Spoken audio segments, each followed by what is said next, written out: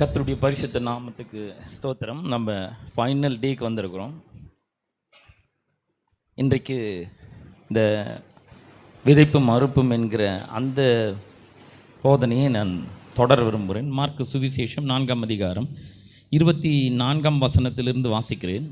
நம்ம அங்கே சோழிங்கநல்லூர்லேயும் இங்கேயும் காலையில் நான் பிரசங்கம் பண்ணேன். இந்த விதைப்பும் அறுப்பும் என்கிற அந்த போதனையை நான் உங்களுக்கு கொடுத்திருக்கிறேன்.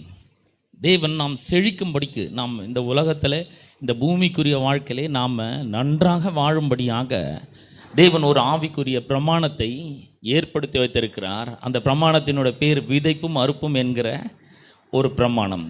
இந்த பிரமாணத்தை குறித்து கேள்விப்படணும், ஏற்றுக்கொள்ளணும், விசுவாசிக்கணும், செயல்படுத்தணும். இந்த பிரமாணம் எப்படி செயல்படுகிறது, எப்படி நம்ம செயல்படுத்தி வைக்கிறது நம்முடைய வாழ்க்கையில், அப்படி பார்க்கும்பொழுது இயேசு இந்த ஓமையில் அவர் சொல்கிறாரு. 24ஆம் வசனம், பின்னும் அவர் அவர்களை நோக்கி, நீங்கள் கேட்கிறதை கவனியுங்கள். எத்தனை பேர் இருக்கீங்க? ஆமேன். கேட்கறது என்ன பண்ணணுமா? நல்லா கவனிக்கணும். ஏனுதானோன்னு கேட்கக்கூடாது. இங்கே வந்து பிரசங்கத்தை கேட்கும்பொழுது நல்லா அட்டென்டிவாக இருக்கணும், நல்ல கவனமாக கேட்கணும். ஏன்னா இங்கே ஆழமான ஆவிக்குரிய சத்தியங்கள் போதிக்கப்படுகிறது. அப்படி போதிக்கப்படும் பொழுது அந்த வார்த்தையை நம்ம என்ன பண்ண வேண்டும்? வரவேற்க வேண்டும், வெல்கம் பண்ணணும். அதை எடுத்து பிடித்து கொள்ள வேண்டும். ஏன்னா அந்த வார்த்தை தான் நம்முடைய வாழ்க்கையை மாற்றி அமைக்க போகிறது. அந்த வார்த்தை தான் நம்முடைய வாழ்க்கை புரட்சிகரமான ஒரு மாற்றத்தை ஏற்படுத்த போகிறது. ஆகவே இயேசு சொல்கிறாரு, நீங்கள் கேட்கிறதை என்ன பண்ணுங்கள்? கவனியுங்கள். கேட்கறது வேற, கவனிக்கிறது வேற. கேட்கறதுனா சும்மா மேலோட்டமாக கேட்கறது, காதில் விழும், யாரோ ஒருத்தர் பேசுகிறாருன்னு தெரியும், ஆனால் என்ன பேசுகிறாருன்னு நமக்கு தெரியாது, கேட்டால் ஒன்றுமே தெரியாது. ஆனால் கவனிக்கிறதுன்றது வந்து ரொம்ப வித்தியாசமான ஒன்று. கவனிக்கிறதுனா ஒவ்வொரு வார்த்தைகளையும் நம்ம ரிசீவ் பண்ணிக்கிறது, என்ன சொல்லப்படுகிறது என்பதை கவனமாக கேட்டு அதை நம்முடைய இருதயத்தில் பதிக்கிறது. அப்போ அவர் சொல்கிறாரு, கேட்கிறதை கவனியுங்கள்.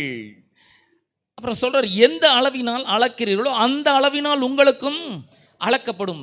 எந்த அளவினால் அளக்கிறீர்களோ அந்த அளவினால் உங்களுக்கும் அளக்கப்படும்னு என்னென்னா, எந்த அளவுக்கு நீங்கள் நல்லா கேட்குறீங்களோ, எந்த அளவுக்கு நீங்கள் கவனித்து கேட்கிறீர்களோ, எந்த அளவுக்கு கூர்ந்து கவனிக்கிறீர்களோ, அந்த அளவுக்கு உங்களுக்கு ஆசீர்வாதம் உண்டாகும். அப்புறம் அவர் சொல்கிறாரு, கேட்கிற உங்களுக்கு, நல்லா கவனிங்க, கேட்கிற உங்களுக்கு அதிகம் கொடுக்கப்படும். எத்தனை பேருக்கு அதிகம் கொடுக்கப்படணும்? எனக்கு ரொம்ப அதிகமாக கொடுக்கப்படணும். ஆமேன். அப்புறம் இந்த வசனத்தை நீங்கள் கவனிக்கும் பொழுது ஆமேன்னு சொல்லலாம், இல்லைன்னா நீங்கள் தூங்கிட்டீங்கன்னு நான் நினச்சிப்பேன். ஆமேன் சொல்லலாம், அல்லேலூயா சொல்லலாம், கரங்களை உயர்த்தலாம், கரங்களை தட்டலாம், அதெல்லாம் ஒன்றும் தப்பு கிடையாது. நல்ல தேவனுடைய பிரசன்னத்தில் எப்படி இருக்கும்? 16ஆம் சங்கீதத்தில் வேதத்தில் சொல்லப்படுது, தேவனுடைய பிரசன்னம்ன்றது ஒரு ஆனந்த சந்தோஷம் மிகுந்த ஒரு இடம். அப்படிப்பட்ட ஒரு இடத்துக்கு தான் வந்துருக்கிறோம். கர்த்தரே இங்கே வந்திருக்கிறாருன்னா நம்ம எவ்வளோ உற்சாகம் இருக்கணும் இல்லையா? அப்போ உற்சாகத்தோடு நம்ம என்ன பண்ணணும்? ஆமேன்னு சொல்லணும். யாரும் சொல்லிக் கொடுக்க தேவையில்ல. உங்களுக்கு ஏதாவது அந்த ஆமேன் சொன்ன மாதிரி இருந்ததுன்னு என்ன பண்ணணும்? உடனே எல்லாம் சொல்ல ஒரு ஆமேன், அந்த மாதிரி சொல்லணும் நல்லா. அப்போ கேட்கிற உங்களுக்கு அதிகம் கொடுக்கப்படும் அப்படின்றாரு. சரி, இது எப்படி வேலை செய்யுது? ஏன்னா இங்கே வந்து இந்த பரலோக ராஜ்யம் எப்படி செயல்படுகிறது, எப்படி அது வந்து இயங்குகிறது என்பதை குறித்த ஒரு ரகசியத்தை இயேசு தம்முடைய சீஷர்களுக்கு இங்கே சொல்லிக் கொடுக்கறத நாம் பார்க்கிறோம். 26ஆம் வசனத்தில் அவர் சொல்கிறார், மார்க்கு 4:26, பின்னும் அவர் அவர்களை நோக்கி, தேவனுடைய ராஜ்யமானது ஒரு மனுஷன் நிலத்தில் விதையை, இப்போ நம்ம என்ன பார்த்துட்டு இருக்கோம்? விதைப்பும் அறுப்பும் பற்றி தானே பார்த்துட்டு இருக்கோம். நம்ம ஏன் விதைக்கணும்? நான் காலையிலேயே சொல்லி கொடுத்தேன், சோழிங்கநல்லூர்லேயும் சொன்னேன், இங்கேயும் சொன்னேன். நம்ம ஏன் விதைக்கணும்னா, விதைச்சா கிடைக்கும், விதைச்சா நமக்கு நம்ம கொடுத்தா அவர் கொடுப்பார், அப்படி கிடையாது. அதுக்காக கொடுக்கக்கூடாது. இந்த நல்ல தேவன், அன்பின் தேவன், கிருபையின் தேவன், தயவின் தேவன் நமக்காக தம்முடைய குமாரனாகிய இயேசு கிறிஸ்து மூலமாக எந்த கண்ணும் கண்டிராத, எந்த காதும் கேட்டிராத, ஒரு மனுஷனுடைய இருதயத்திலும் தோன்றிராத ஆசீர்வாதங்களை ஏற்கனவே என்ன பண்ணியிருக்கிறாரு? ஆயத்தப்படுத்தி வச்சிருக்கிறாரு. அதை எடுக்கும்படியாக நாம் என்ன பண்ண வேண்டும்? கொடுக்க வேண்டும். அப்போ அந்த விதத்தில் தான் இங்கே நம்ம கொடுக்குறோம், விதைக்கிறோம். நம்ம கொடுக்கறது தான் இங்கே விதைப்பு என்று சொல்லப்பட்டிருக்கிறது. அப்போ தேவனுடைய ராஜ்யம் எப்படி இயங்குகிறது என்று இயேசு இங்கே ஒரு ரகசியத்தை சொல்லுகிறதை நாம் பார்க்கிறோம். இந்த தேவனுடைய ராஜ்யமானது எப்படி இயங்குகிறது? ஒரு மனுஷன் நிலத்தில் விதையை விதைத்து, அப்புறம் சொல்லுகிறது, இரவில் தூங்கி பகலில் விழுத்திருக்க அவனுக்கு தெரியாத விதமாய் விதை முளைத்து பயிராகிறதற்கு ஒப்பாயிருக்கிறது. ஆமே. பாருங்கள் எப்படி வேலை செய்யும் இதெல்லாம் நம்ம யோசிக்கிறோம். அது எப்படிங்க கொடுத்தா எப்படி அது நடக்கும்? கொடுத்தா என்னை விட்டு போயிடுது, என் பாக்கெட்டை விட்டு போயிடுது, பர்ஸை விட்டு போயிடுது, ஆன்லைனில் பே பண்ண அக்கௌண்ட்டை விட்டு போயிடுது. எப்படி வரும்? எப்படி வரும்னு ஆண்டவர் சொல்கிறாரு. எப்படி வரும்னா, நம்ம விதைச்சிட்டு நம்ம கர்த்தருக்காக கொடுத்துட்டு தேவனுடைய ராஜ்யத்திலே நம்முடைய பண விதைகளை விதைத்து விட்டு, அன்பின் விதைகளை விதைத்து விட்டு, நற்கிரைகளை என்கிற விதைகளை விதைச்சிட்டு, தேவனுடைய வார்த்தை என்கிற விதையை எடுத்து விதைச்சிட்டு நம்ம போய் தூங்கலாமா? ஆனால் விதை என்ன பண்ணுது? விதை தூங்காது, அது வேலை செய்கிறது.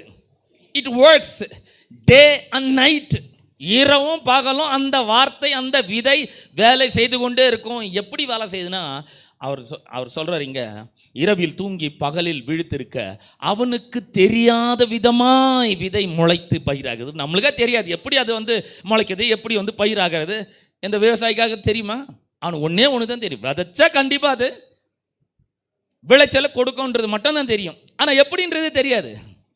அப்போ நான் சொல்கிறேன், தேவன் ஒவ்வொரு விதைக்குள்ளும் ஒரு இயற்கைக்கு அப்பாற்பட்ட ஒரு குறிப்புன்னு ஒரு இன்ஃபர்மேஷனை வச்சிருக்கிறார். என்ன இன்ஃபர்மேஷன்னா, அந்த விதை முளைத்து பயிராகி பலனை கொடுக்க வேண்டும் என்ற இன்ஃபர்மேஷனை உள்ள வச்சிருக்கிறாரு.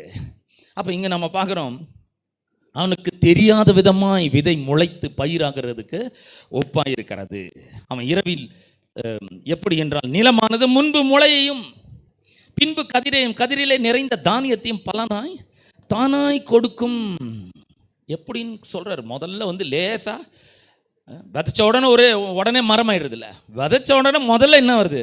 முளை தான் வருது. அதை ரொம்ப சாதாரணமாக எடுத்துக்கூடாது. இன்றைக்கி முளையாக இருக்குது, அது நாளைக்கு என்ன அது கதிராகும். அது அடுத்த நாள் கதிரிலே நிறைந்த தானியமாக அது மாறும். இதை எதிர்பார்க்கணும், இதை விசுவாசிக்கணும். இந்த ப்ராசஸ் நடக்கும் என்று நாம் ஆணித்தரமாக விசுவாசிக்கணும். இன்றைக்கி நான் கொடுத்துருக்கிறேன், நான் வருஷக்கணக்காக கொடுத்துருக்கேன், ஒன்றுமே நடக்கலை பிரதர், நான் என்ன பண்ணுறது அப்படின்னு கேட்கக்கூடாது. நான் சொல்கிறேன், எப்படி கொடுக்கணும், எப்படிப்பட்ட ஒரு மனப்பான்மையோடு கொடுக்கணுன்றதுக்கு ஒரு சிறந்த எடுத்துக்காட்டு வேதாமத்தில் இருக்குது. நாம் அந்த இடத்துக்கு இப்போ போக போகிறோம். எப்படி கொடுக்கறது பாருங்கள். நமக்கு நிறைய இருக்கும்பொழுது அதுலேருந்து கொடுக்கறது ரொம்ப ரொம்ப ஈஸி தான். கொடுக்கறது கொஞ்சம் கஷ்டம்தான், ஆனால் ஓரளவுக்கு அது ஈஸி. ஏன்னா நமக்கு வருமானம் வருது, அதுலேருந்து நம்ம என்ன பண்ணுறோம், ஒரு 10ல் ஒரு பங்கு எடுத்து கொடுக்கறதுன்றது அது நம்ம கொஞ்சம் சுலபமாக இருக்குது. ஆனால் இங்கே பாருங்கள், ஒரு அம்மா கொடுத்துருக்காங்க, அதை பற்றி நம்ம பார்க்க போகிறோம். எப்படி கொடுத்துருக்காங்கன்றதை பற்றி நம்ம பார்க்க போகிறோம். இந்த விதத்தில் கொடுக்க நாம் பழக வேண்டும் நம்ம ஒவ்வொருத்தரும். எப்படி பாருங்கள், 1 ராஜாக்கள் 17ஆம் அதிகாரத்தில் ஒரு வசனத்தை வாசிக்க போகிறேன். அதுக்கு முன்னாடி இதனுடைய பின்னணியை சொல்கிறேன். எலியான்னு ஒரு தீர்க்கதரிசி இருக்கிறாரு.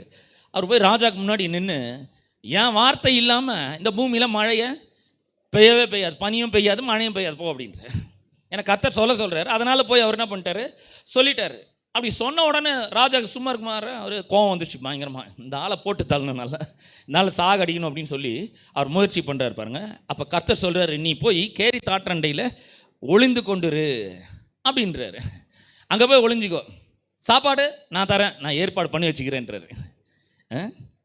3ஆம் வசனத்திலேருந்து வாசிக்கிறேன். நீ இவ்விடத்தை விட்டு கீழ்த்திசையை நோக்கி போய் யோர்தானுக்கு நேராக இருக்கிற கேரி தாற்றண்டையிலே ஒளித்து கொண்டுரு, அங்கே போய் ஒளிஞ்சிக்கோ அப்படின்றார். கேரி தாற்றண்டையிலே ஒளிந்து கொண்டுரு, அந்த ஆற்றின் தண்ணீரை குடிப்பாய், அங்கே உன்னை போஷிக்க காகங்களுக்கு கட்டளை இடுவேன் என்றார். தமிழ் வேதாமத்தில் கட்டளை இடுவேன் அப்படின்னு சொல்லியிருக்குது. ஆனால் ஆங்கில வேதாமத்தில் பார்த்தீங்கன்னா, I have commanded a raven to feed you. I have கமாண்டட்னா நான் ஏற்கனவே கட்டளை இட்டுட்டேன், உனக்கு சாப்பாடு எல்லாம் ரெடி பண்ணி வச்சுட்டு இருக்கிறேன். நீ என்ன பண்ணணும், எழுந்து அந்த இடத்துக்கு போகணும், எல்லாம் ரெடி, உனக்கு சாப்பாட்டை பற்றி கவலைப்படாத, தண்ணியை பற்றி கவலைப்படாத, கேரி தாற்றண்டின் தண்ணியை குடி, அங்கே சாப்பாடு ரெடியாக இருக்கும், காகங்களுக்கு கட்டளை இட்டுட்டேன், அங்கே போய் என்ன பண்ணு, கொஞ்ச நாள் தங்கிடு அப்படின்றார், ஒளிஞ்சு நிறுன்றார். போகிறான் பாருங்க. போனாக்கா அதிசயமான ஒரு அதிசயம் நடக்குது. அந்த காகம் என்ன பண்ணுகிறது, இறைச்சியும் அப்பத்தையும் கொண்டு வந்து அவனுக்கு கொடுக்குது. ஊரில் பெரிய தண்ணி பஞ்சம், ஆனால் இவனுக்கு நல்ல சாப்பாடு கிடைக்குது. என்னை கர்த்தர் ஏற்பாடு பண்ணி வச்சிருக்கிறார். 7ஆம் வசனம். 6ஆம் வசனம். காகங்கள் அவனுக்கு விடியற் காலத்தில் அப்பமும் இறைச்சியும், சாயங்காலத்தில் அப்பமும் இறைச்சியும் கொண்டு வந்தது. தாகத்திற்கு அந்த ஆற்றின் தண்ணீரை குடித்தான். பார்த்தீங்களா, காலையில் சாயங்காலம் 2 வேளை நல்ல இறைச்சியோட சாப்பாடு.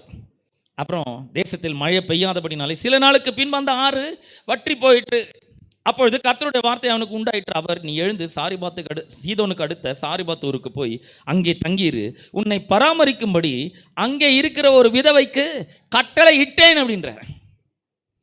எங்க போனாலும் சரி, ஆண்டவர் நமக்காக எல்லாவற்றையும் ஆயத்தப்படுத்தி வச்சுட்டு அதுக்கப்புறம் தான் நமக்கு என்ன பண்றாரு, கொடுன்னு சொல்றாரு, அங்க போன்றாரு. இன்னைக்கு உங்களுக்காக எல்லாவற்றையும் ஆயத்தப்படுத்தி வச்சுட்டு என் மூலமா சொல்லுங்கிறார், தைரியமா கொடு. அருமையான தேவ பிள்ளைகளே, தைரியமா கொடுங்க. கொடுக்கும்போது பயந்துனே கொடுக்காதீங்க. ஏன்னா உங்களுக்காக எல்லா ஏற்பாடுகளையும் கர்த்தர் என்ன பண்ணி வச்சுக்கிறார், செஞ்சு முடிச்சு வச்சிருக்கிறாரு. இப்போ நம்ம கொடுக்கும்போது அதெல்லாம் வந்து பிச்சுக்கிட்டு வரும் பயங்கரமாக. அப்போ அவன் எழுந்து சாரிபாத் என்ற ஊருக்கு போகிறான். அந்த பட்டணத்தின் அந்த வாசலுக்கு வந்த உடனே அங்கே ஒரு விதவை விறகு பொறுக்கி கொண்டிருந்தாள். அவன் அவளை பார்த்து கூப்பிட்டு, நான் குடிக்கிறதுக்கு கொஞ்சம் தண்ணி கொண்டு வா என்றான். கொஞ்சம் தண்ணி, என்ன பிரச்சனைங்கன்னா தண்ணி தான் பிரச்சனை, பஞ்சம், எங்கேயும் தண்ணி இல்லை, குடிக்கிறதுக்கு கொஞ்சம் தண்ணி கொண்டு வாமா அப்படின்றான். கொண்டு வர அவள் போகிற பொழுது அவன் அவளை நோக்கி கூப்பிட்டு, கொஞ்சம் அப்பமும் உன் கையில் எனக்கு கொண்டு வா என்றான். பாருங்க, இவ்வளோ நைஸாக பேசுகிறார் பாரு. நமக்கு இதை வாசிக்கும் போது இந்த தீர்க்கதரிசி மேலே நமக்கு ரொம்ப கோபம் வருது. இந்தம்மாவே விதவை, சாப்பாட்டுக்கே வழி இல்லை, இந்தம்மா தண்ணி கேட்குறது கொஞ்சம் தப்பு, எங்கே போய் தண்ணி எட்டுன்னு வருவாங்கன்னு தெரியல. ஆனால் அவர் தண்ணி எட்டுன்னு வர திரும்ப மோட்ட நைஸ் என்ன பண்ணுறாரு, அப்படியே உன் கையில் எனக்கு ஒரு அப்பமும் கொஞ்சம் அப்பமும் உன் கையில் எனக்கு கொண்டு வா என்றான். அடுத்த வசனம் சொல்லுது, அதற்கு அவள், பானையில் ஒரு பிடி மாவும் கலயத்தில் கொஞ்சம் எண்ணெயுமே அல்லாமல் என்னிடத்தில் ஒரு அடையும் இல்லை என்று உம்முடைய தேவனாகிய கர்த்தருடைய ஜீவனை கொண்டு சொல்லுகிறேன்.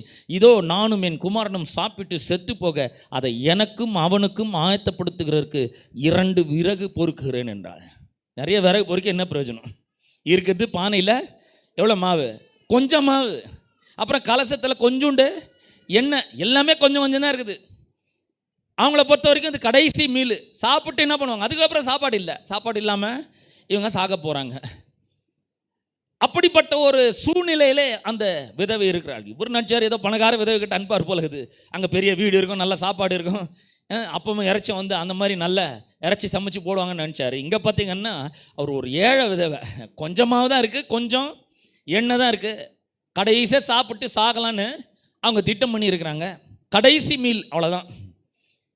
அப்போ அதுக்காக 2 விறகு பொறுக்குகிறேன் என்றாள்.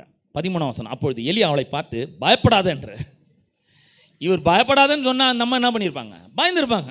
ஐயோ கொடுத்தா என்ன ஆகுறது, என் பிள்ளைக்கு எங்கே போகிறது, எனக்கு எங்கே போகிறது, நான் என்ன பண்ணுறது, இருக்கிறது கடைசி மீல், சாப்பிடும்போது பிள்ளை எங்கம்மா அப்படின்னு கேட்டால் என்ன பதில் சொல்கிறது? அவளுக்கு ஒரே பயம் வந்து, பயப்படாது, நீ போய் உன் வார்த்தையின்படி ஆயத்தப்படுத்து, கொஞ்சம் மாவு கொஞ்சம் எண்ணெயை வச்சு உன் வார்த்தையின்படியே ஆயத்தப்படுத்து, ஆனாலும் முதலில் அதில் எனக்கு ஒரு சிறிய அடையை பண்ணி என்னிடத்தில் கொண்டு வா, பின்பு உனக்கும் உன் குமாரனுக்கும் பண்ணலாம். எங்க இருக்கிறதே கொஞ்சம் தாங்க, ஆளுக்கு ஒன்று சுட்டு சாப்பிட்டு சாகலான்னு இருக்காங்க.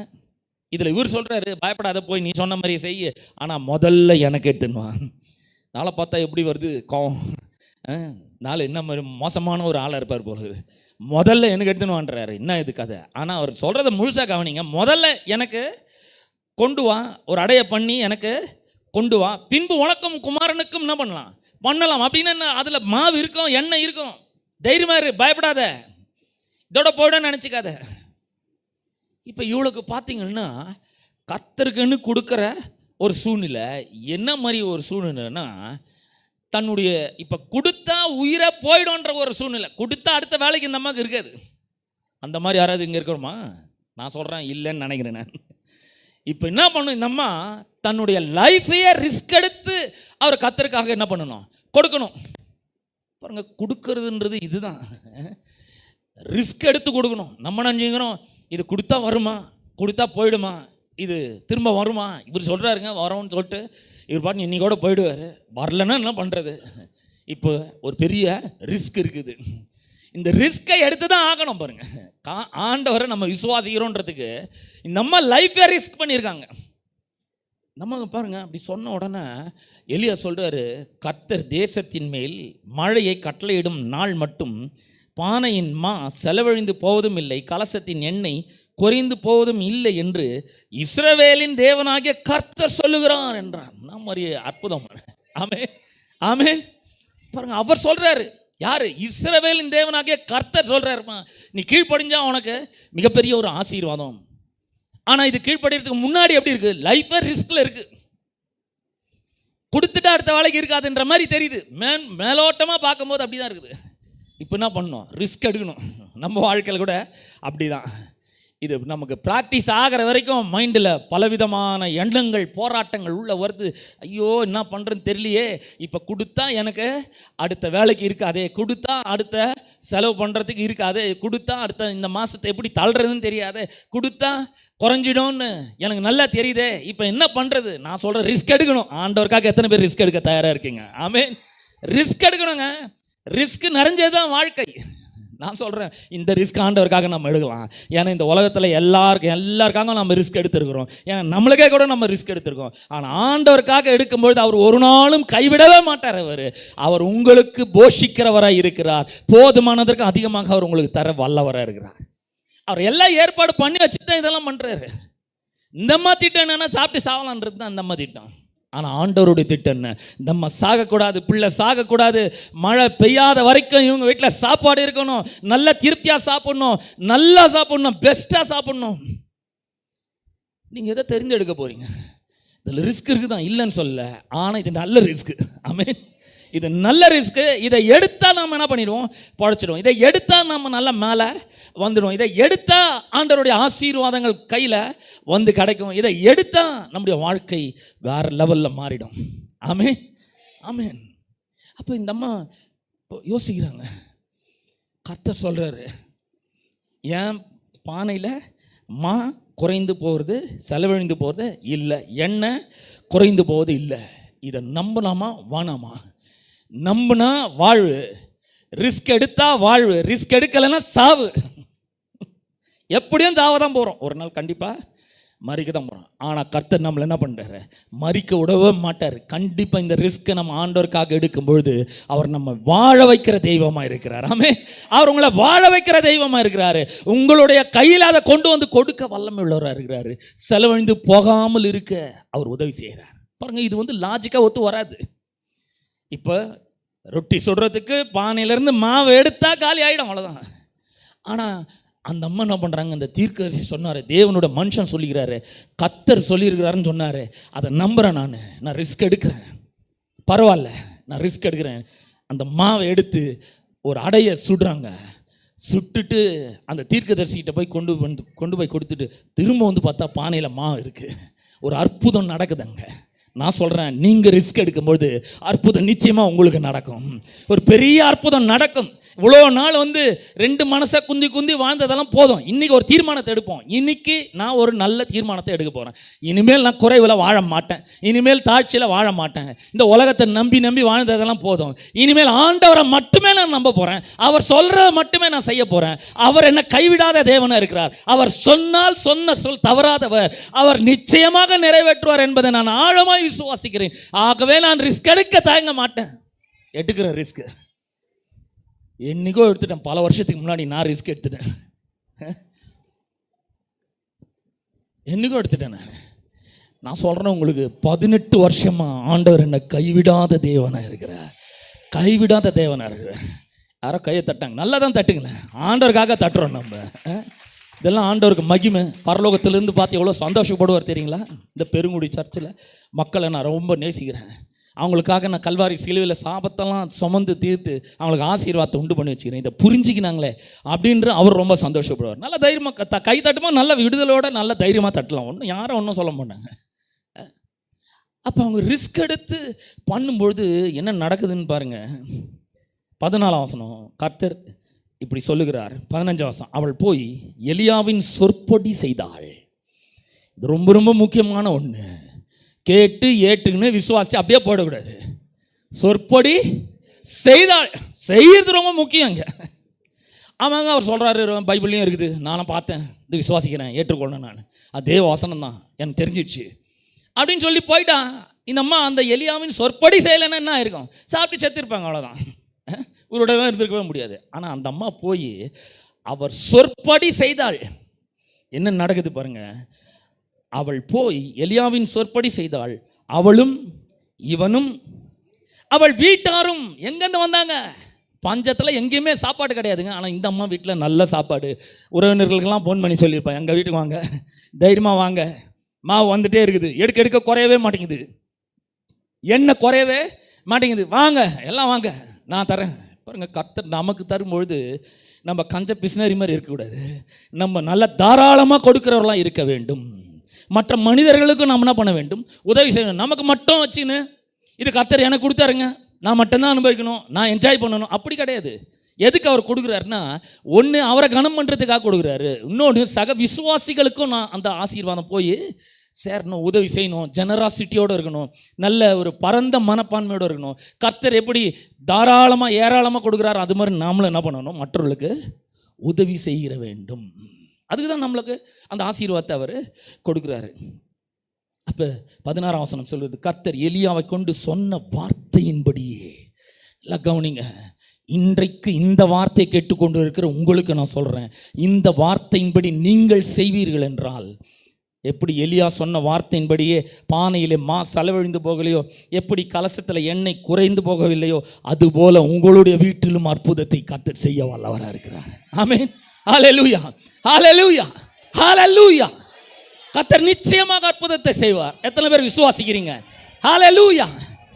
பரிசுத்த ஆவியானவர் உங்களுக்கு உதவி செய்யட்டும் இந்த விசுவாசிக்கிறதுக்கு. அவர் இந்த இருதயத்தில் இந்த வார்த்தைகளை எடுத்து எழுதட்டும். பாருங்க, ஒரு அற்புத விதமாக அவர் கிரியை செய்ய வல்லவராய் இருக்கிறார். உங்கள் வாழ்க்கையில் அற்புதத்துக்கு பஞ்சமே இருக்காது. பாருங்க, இதை மட்டும் நீங்கள் செஞ்சீங்கன்னா, அவருக்காக கொண்டு வந்து கொடுக்கும்பொழுது சும்மா கொடுக்கக்கூடாது இல்லைங்க. இது வந்து நம்ம என்ன நினைக்கிறோம், இந்த 10ல் 1 பங்குன்னும் போது, தசம்பாகத்தை 10ல் 1 பங்குன்னும் போது அதை டாக்ஸ் மாதிரி நினச்சிக்கிறோம். இந்த உலகத்தில் பார்த்தீங்கன்னா டாக்ஸ் ஏற்றிட்டே போயிட்டே இருக்கோம். 5% இருக்குது, அப்புறம் 18% இருக்குது, 28% இருக்குது. டாக்ஸ் எக்கச்சக்கமாக போடுறாங்க. ஆனால் என்னைக்காவது ஒரு நாள் நம்ம டாக்ஸ் கட்டும்போது, ஐயோ நான் ரொம்ப சந்தோஷமாக கட்டுறேங்க டாக்ஸ், நான் சொல்கிறேன் இல்லை, யாருமே சந்தோஷமாக கட்டுறதே கிடையாது. ஆனால் இவருக்கு நம்ம கொடுக்கும்பொழுது நம்ம சந்தோஷமாக கொடுக்குறோம். ஏன்னா நமக்கு தெரியுது அவர் ஏற்கனவே நிறைய ஆயத்தப்படுத்தி வச்சுட்டு இருக்கிறாரு. அதை நான் அனுபவிக்கணும்னா இதை நான் என்ன பண்ணணும்? கொடுத்தாகணும். இந்த ரிஸ்க்கை நான் எடுக்கிறதுக்கு ரெடியாக இருக்கிறேன் அப்படின்றவங்களாம் கரங்களை ஊற்றி ஒரு அல்லேலூயா சொல்லுவோம் பாருங்க. ஆமென். இந்த ரிஸ்க் எடுக்கணும் பாருங்க. வாழ்வா சாவான்ற நிலைமைக்கு வரும்பொழுது, இல்லைங்க நான் வாழ தீர்மானிச்சிடுறேன், கர்த்தர் கையில் எதை ஒப்பு கொடுக்கும்பொழுது, அவர் கையில் பிளேஸ் பண்ணும்போது, அவர் கையில் கொண்டு வந்து கொடுக்கும்பொழுது அதை பல மடங்கு அவர் பெருக செய்ய வல்லவராக இருக்கிறார். அப்போ இந்த ரிஸ்க் எடுக்கிறதுக்கு நாம் துணியணும். அப்போ கர்த்தர் வந்து ரொம்ப நல்லவராக இருக்கிறார். ஒரு முறை ஒரு அம்மா வந்து ரொம்ப கடன் பிரச்சனை, எக்கச்சக்கமான கடன் பிரச்சனை. அந்த சம்பவத்துக்கு பாருங்கள், வருவோம் நம்ம 2 ராஜாக்கள் 4ஆம் அதிகாரத்தில். 2 ராஜாக்கள் 4ஆம் அதிகாரம் 1ஆம் வசனத்திலிருந்து வாசிக்கிறேன். தீர்க்கதரிசிகளுடைய புத்திரரில் ஒருவனுக்கு மனைவியே இருந்த ஒரு ஸ்திரீ எலிசாவை பார்த்து, உம்முடைய அடியானாகிய என் புருஷன் இறந்து போனான், உமது அடியான் கர்த்தருக்கு பயந்து நடந்தான் என்பதை அறிவீர். பாருங்க, இவர் ரொம்ப நல்ல மனுஷன், கர்த்தருக்கு பயப்படுற மனுஷன், கடவுளுக்கு ஊழியம் செய்கிற மனுஷன், பயந்து நடக்கிறவர். இது இந்த தீர்க்கதரிசியும் தெரியுது, நீர் அறிவீர் அப்படின்றாங்க. கடன் கொடுத்தவன், எப்படி அவர் கடன் ஆயிடுச்சு, பயங்கரமான கடன், வாழ்க்கையில் தீர்க்க முடியாத அளவுக்கு கடன் ஆயிடுச்சு. கடன் கொடுத்தவன் இப்போது என் 2 குமாரரையும் தனக்கு அடிமைகளாக்கி கொள்ள வந்தான் என்றார். பாருங்க, கடன் வாங்கிறதுன்றது வந்து ரொம்ப பெரிய ஒரு இழிவான செயல். பாருங்க, வேதம் சொல்லுது, கடன் வாங்கினவன் கடன் கொடுத்தவனுக்கு அடிமை. அது ஒரு அடிமைத்தனத்தில், நம்ம கடன்றது வந்து அடிமைத்தனத்தில் ஒரு வாழ்கிற வாழ்க்கை. அதில் இருந்தாலும் கர்த்தர் எப்பயோ நம்மளை விடுதலை ஆக்கிட்டார். நம்ம இப்போ விடுதலையோடு வாழணும், ஆசீர்வாதத்தில் வாழ வேண்டும் என்று கர்த்தர் விரும்புகிறாரு. ஆனால் இந்த மனுஷன் பாருங்கள், கர்த்தருக்கு ஊழியம் செஞ்சுக்கிறாரு, கர்த்தருக்கு பயந்து நடந்துக்கிறாரு. ஆனால் எங்கேயோ போய் தெரியாமல் என்ன பண்ணிட்டுக்கிறாரு, ஏகப்பட்ட கடனை வாங்கிட்டாரு, கடனை கட்ட முடியல, ஆள் சேத்தா போயிடுச்சு, ஆள் காலி. கடன் கொடுத்தவன் அவனுடைய 2 பிள்ளைகளை அடிமைகளாக்கி கொள்ள வந்தான். இந்த அம்மாவுக்கு என்ன பண்ணுறது யோசித்தாங்க. கர்த்தர்ட்ட போனாதாங்க இதுக்கு ஒரு பெரிய விடிவு. அந்த மனுஷன் இருக்கிற வரைக்கும் ஒன்றும் சொல்ல, கடனை ஏகப்பட்டு வாங்கி வாங்கி வாங்கி வாங்கி குவிச்சு வச்சிட்டாரு, வட்டியேற பயங்கரமாக ஏறி போயிடுச்சு. இதுலேருந்து வெளியே வரணுன்ற ஒரு யோசனை இல்லை. ஆனால் இந்த அம்மா ரொம்ப நல்ல அம்மா பாருங்கள், இவருக்கு கடவுளை விசுவாசிக்கிறவங்க. இந்த அம்மா தீர்மானம் பண்ணிட்டாங்க, இது நம்மளே முயற்சி பண்ணி வெளியே வர முடியாது, ஆண்டவர்கிட்ட போனால் இதுக்கு ஒரு பெரிய சொல்யூஷன் இருக்குது, ஆண்டவர்கிட்ட போனால் ஒரு பெரிய தீர்வு இருக்குது. அப்போ எத்தனை பேர் சொல்கிறீங்க, ஆண்டவர்கிட்ட வந்தால் ஒரு பெரிய தீர்வு இருக்குது? ஆமென், ஹல்லேலூயா. ஆண்டவர்கிட்ட வந்து ஒரு பெரிய தீர்வு உங்களுடைய கடன் பிரச்சனைக்கு இருக்குங்க. நான் சொல்கிறேன், இன்றைக்கி இந்த பிரசங்கத்தை கேட்டு இதன்படி நடப்பீங்கன்னா இந்த கடன்லேருந்து அதிசய விதமாக கர்த்தர் உங்களை வெளியே கொண்டு வர வல்லவராக இருக்கிறார். அல்லேலூயா. பாருங்கள் என்ன நடக்குது. இந்த அம்மா வந்து நேராக தீர்க்கதரிசிக்கிட்ட சொல்கிறாங்க, இந்த மாதிரி ஆயிடுச்சுங்கன்னு. எலிசாவை நோக்கி, நான் உனக்கு என்ன செய்ய வேண்டும்? அப்புறம் சொல்கிறாரு, வீட்டில் உன்னிடத்தில் என்ன இருக்கிறது சொல் என்றார். பாருங்க, நிறைய நேரங்கள்ன்றோட 100% நம்முடைய வாழ்க்கை பிரச்சனைகளை தீர்க்கக்கூடிய அந்த பொருள் நம்ம கையில் தான் இருக்குது. பெரிய பெரிய பிரச்சனைகளை தீர்க்கக்கூடிய அந்த தீர்வு நம்ம கையில் ஆண்டவர் கொடுத்து வச்சுக்கிறாரு. ஆனால் நமக்கு அதை பார்க்கக்கூடிய அளவுக்கு கண்கள் பிரகாசமா? ஆனால் கண்கள் பிரகாசமா இல்லை. இன்றைக்கி தெளிவாகிடணும். இன்றைக்கி அப்போ இவர் கேட்குறாரு, சரிம்மா நான் ஏதாவது ஏற்பாடு பண்ணுறேன், நான் ஒரு பிளாங்க் செக் கொடுக்குறேன். அதெல்லாம் எதுவும் சொல்லலை. அப்புறம் உங்ககிட்ட என்ன இருக்குது? நான் சொல்கிறேன், இன்றைக்கி உங்ககிட்ட என்ன இருக்குது அதை வச்சு தான் உங்களை கடன்லேருந்து வெளியே கொண்டு வர போகிறார். ஆமென், ஹல்லேலூயா. நீங்கள் ஒருவேளை அதை ரொம்ப அது வந்து ஒரு பெரிய விஷயமா பார்க்காம இருக்கலாம். ஆனால் கர்த்தர் சொல்கிறாரு, அதை வச்சு தான் உங்களை வெளியே கொண்டு வர போகிறேன். அந்த அம்மாவை பார்த்து கேட்குறேன், உங்ககிட்ட எண்ணெய் இருக்குது? நம்மளுக்கு இல்லைன்னு சொல்லியா பழக்கம் ஆயிடுச்சு. அந்த அம்மா சொல்கிறாங்க பாருங்க, அதற்கு அவள், ஒரு குடம் எண்ணெய் அல்லாமல் உமது அடியாளுடைய வீட்டில் வேறொன்றும் இல்லை. என்ன இருக்குன்னு கேட்டால் ஒரு குடம் எண்ணெய் இருக்குன்னு சொல்லியிருக்கலாம். ஆனால் நம்ம இந்த மாதிரி பேசி பேசியே பழகிருக்கோம். இதை தவிர வேற ஒன்றும் இல்லை அப்படின்றாங்க அந்த அம்மா. பழகம் ஆயிடுச்சு. அப்போ அவர் சொல்றாரு, அப்பொழுது அவன், நீ போய் உன்னுடைய அயல் வீட்டுக்காரர் எல்லாரிடத்திலும் அநேகம் பெரும் பாத்திரங்களை கேட்டு வாங்கி உள்ளே போய் உன் பிள்ளைகளுடன் உள்ளே நின்று கதவை பூட்டி அந்த பாத்திரங்கள் எல்லாவற்றிலும் வார்த்து நிறைந்ததை ஒரு பக்கத்தில். இந்த அம்மா கூட லைஃபே ரிஸ்க்கு தான். கடன் கொடுத்தவன் 2 பிள்ளைங்களை பிடிச்சின்னு போவோம் வந்துட்டான், அடிமைகளாக்கி கொள்ள போயிருந்தான். காலம் பூரா அடிமைகளாக இருந்திருக்க வேண்டியது தான். இந்த அம்மா வாழ்க்கை ரிஸ்க்கு, இந்த பிள்ளைங்களுடைய வாழ்க்கையும் பெரிய ரிஸ்கில் இருக்குது. ஆனால் இந்த அம்மா அந்த ரிஸ்க்கை தாண்டி வர அவங்க தீர்மானம் பண்ணிட்டாங்க. ஆண்டவர்கிட்ட போனால் இந்த ரிஸ்க்லேருந்து அவர் காப்பாற்ற வல்லவராக இருக்கிறாரு அப்படின்னு நினச்சி என்ன பண்ணுறாங்க, அந்த அம்மா வராங்க. அவர் சொல்கிறார், கேட்டு வாங்கி உள்ளே போய் உன் பிள்ளைகளுடன் உள்ளே நின்று கதவை பூட்டி அந்த பாத்திரங்கள் எல்லாவற்றிலும் வார்த்து நிறைந்ததை ஒரு பக்கத்தில். இப்போ பாருங்கள், இந்த அம்மாவுக்கு வந்து இது எப்படின்னு மூளை அறிவோடு யோசிச்சாங்கன்னா என்ன ஆயிருக்கிறதுன்னு கொஞ்சம் யோசிச்சுப்பாங்க. எங்க ஒரு குடம் எண்ணெயை ஒரு பாத்திரத்தில் ஊற்றுனா ஏற்கனவே இருக்கிறத விட அளவு கம்மியாகுமா இல்லை கூடுமா? உங்களை தான் கேட்டாங்க, கம்மியாகுமா கூடுமா? என்னங்க இது, அது ஒட்டிக்கும். வேற பாத்திரத்தில் ஊற்றுனா அது குறையும். ஆனால் இவர் சொல்கிறாரு, வார்த்து வை, நிறைய பாத்திரங்களை, அநேகம் வெறும் பாத்திரங்களை கேட்டு வாங்கி என்ன பண்ணு, வார்த்தை நிறைந்ததை ஒரு பக்கத்தில் வை என்றான். அவள் அவனிடத்திலிருந்து போய் தன் பிள்ளைகளுடன் கதவை பூட்டி கொண்டு இவர்கள் பாத்திரங்களை அவளிடத்தில் கொடுக்க அவள் அவைகளில் வார்த்தாள். நான் சொல்கிறேன், ஒவ்வொரு முறையும் கடவுளுடைய வார்த்தையும் தீர்க்கதரிசிகளுடைய வார்த்தைகளையும் ஊழியக்காரர்களுடைய வார்த்தைகளையும் கர்த்தர் சொல்லுகிற, அதாவது ஊழியக்காரன்னு சொல்லும்போது கர்த்தருடைய வார்த்தையை பிரசங்கிக்கிற ஊழியக்காரர்கள், அந்த மாதிரி கர்த்தருடைய வார்த்தையை கேட்கும் பொழுது அதுக்கு கீழ்ப்படியும் பொழுது உண்மையாகவே நம்மளுடைய வாழ்க்கையில் அற்புதம் அங்கே ஆரம்பிக்கிறது. ஆமென், அல்லேலூயா. அற்புதம் ஆரம்பிக்கிறது. அந்த இடத்துல பார்த்தீங்கன்னா இந்த இருக்கிற ஒரு குடம் எண்ணெயை ஊத்த வந்துட்டே இருக்குது. எண்ணெய் என்ன ஆகுது, பெருக ஆரம்பிக்கிறது. ஊற்ற வருது. ஒரு பாத்திரம் நிரம்புது, அடுத்த பாத்திரத்தில் ஊற்றுற, அடுத்த பாத்திரம் நிரம்புது, அடுத்ததில் ஊற்றுற, அடுத்து நிரம்புது. வீட்டு ஃபுல்லாக என்னாச்சு, பாத்திரங்கள் நிரம்பிடுச்சு. 6ஆம் வசனம், அந்த பாத்திரங்கள் நிறைந்த பின் அவள் தன் மகன் ஒருவனை நோக்கி, இன்னும் ஒரு பாத்திரம் கொண்டு வா என்றாள். அதற்கு அவன், வேறு பாத்திரம் இல்லை என்றான். அப்பொழுது எண்ணெய் நின்று போயிடுச்சு. நல்லா கவனிங்க, என்னைக்கு நம்மளுடைய வாழ்க்கையில் இல்லை இல்லை இல்லை இல்லைன்னு சொல்கிறோமோ அன்றைக்கி எல்லாமே நின்று போயிடும். சிலர் இருக்காங்க, நான் அம்மா மாறலாம் ஐயா மாறலாம்னு சொல்ல விரும்பலை. சிலர் இருக்காங்க, சொல்லும்போது நீங்களே வந்து இந்த கேட்டகரியில் எதுன்னு பார்த்துக்கோங்க. அவங்க என்ன பண்ணுவாங்க, பணம் வச்சுருப்பாங்க, நிறைய வச்சுருப்பாங்க. ஆனால் கேட்டு பாருங்கள், 1 பைசா இல்லைங்க, 10 பைசா இல்லை. இல்லைன்னு சொன்னால் என்ன நடக்குது பாருங்க. இல்லைன்னு சொன்னால் எல்லாமே நின்று போயிடும், வரவே வராது.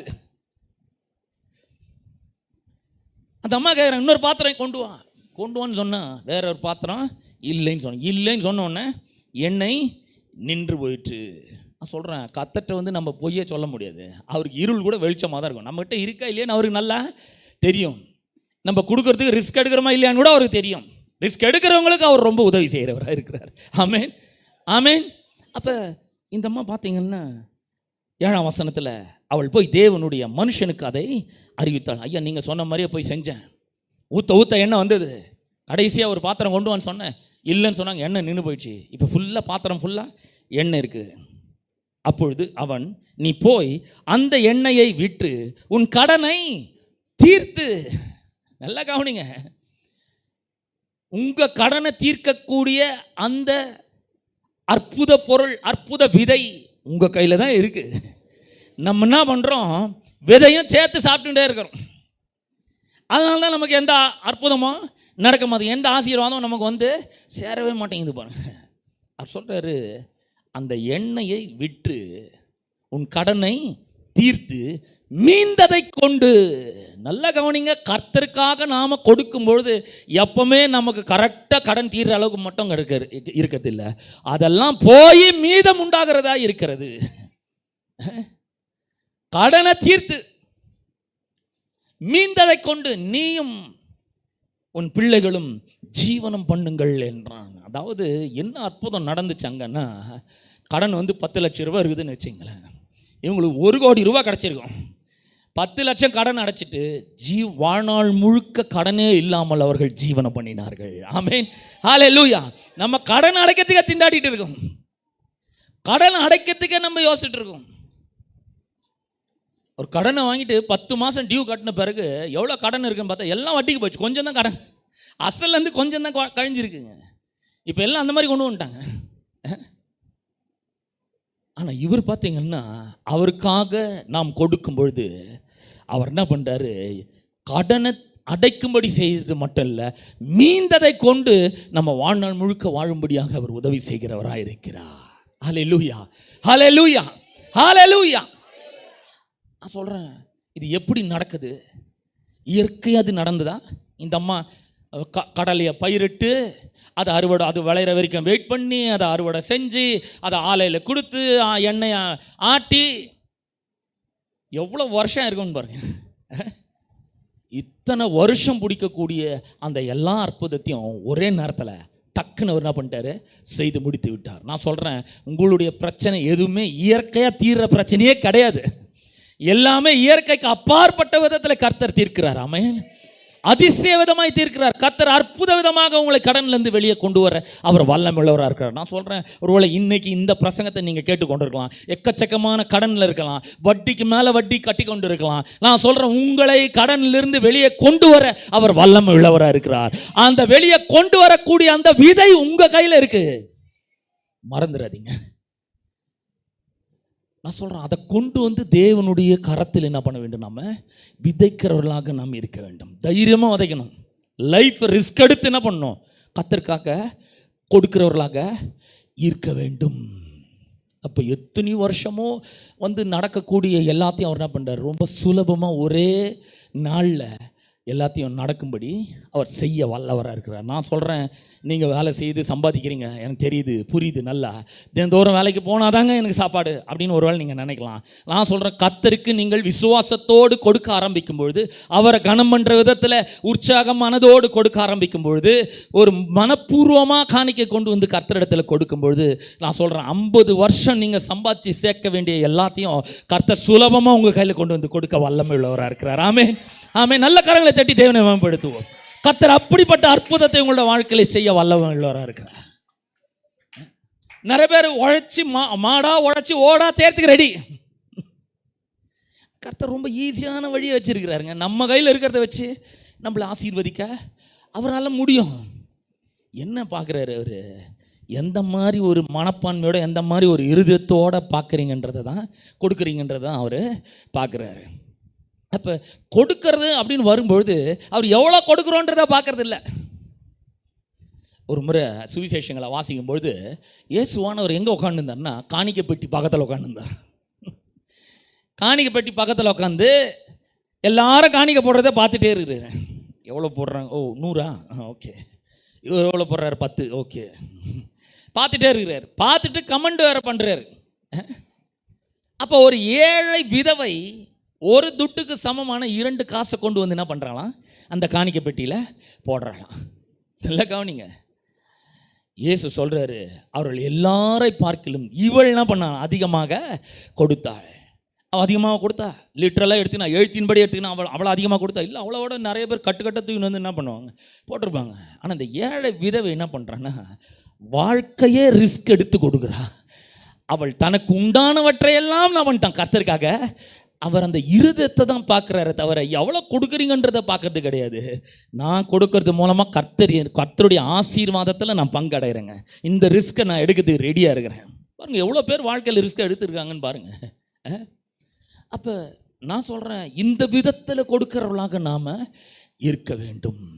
நான் சொல்கிறேன், அப்படிப்பட்ட ஒரு இருதயத்தோடு, ஒரு உற்சாக மனதோடு, மனப்பூர்வமாய் கர்த்தர் நிச்சயமாக என்னோட வாழ்க்கையில் கிரியை செய்கிறவராக இருக்கிறார். அவர் என்னை கைவிடுற தேவன் அல்ல, அவர் என்னை மறக்கவே மாட்டார், அவர் என் நினைவாய் இருக்கிறார் அப்படின்னு சொல்லி அவரை கனம் பண்ணுறதுக்காக நம்ம கொடுக்கும் பொழுது, ரிஸ்க் எடுத்து கொடுக்கும் பொழுது, நான் சொல்கிறேன், கர்த்தர் உங்களை மேலே தூக்கி கொண்டு வர வல்லமுள்ள தேவனாய் இருக்கிறார். மேலே கொண்டு வர்றார். அவருக்கு நிறைய வழிகள் தெரியும் மேலே கொண்டு வர்றதுக்கு, எக்கச்சக்கமான வழிகள் அவருக்கு தெரியும்.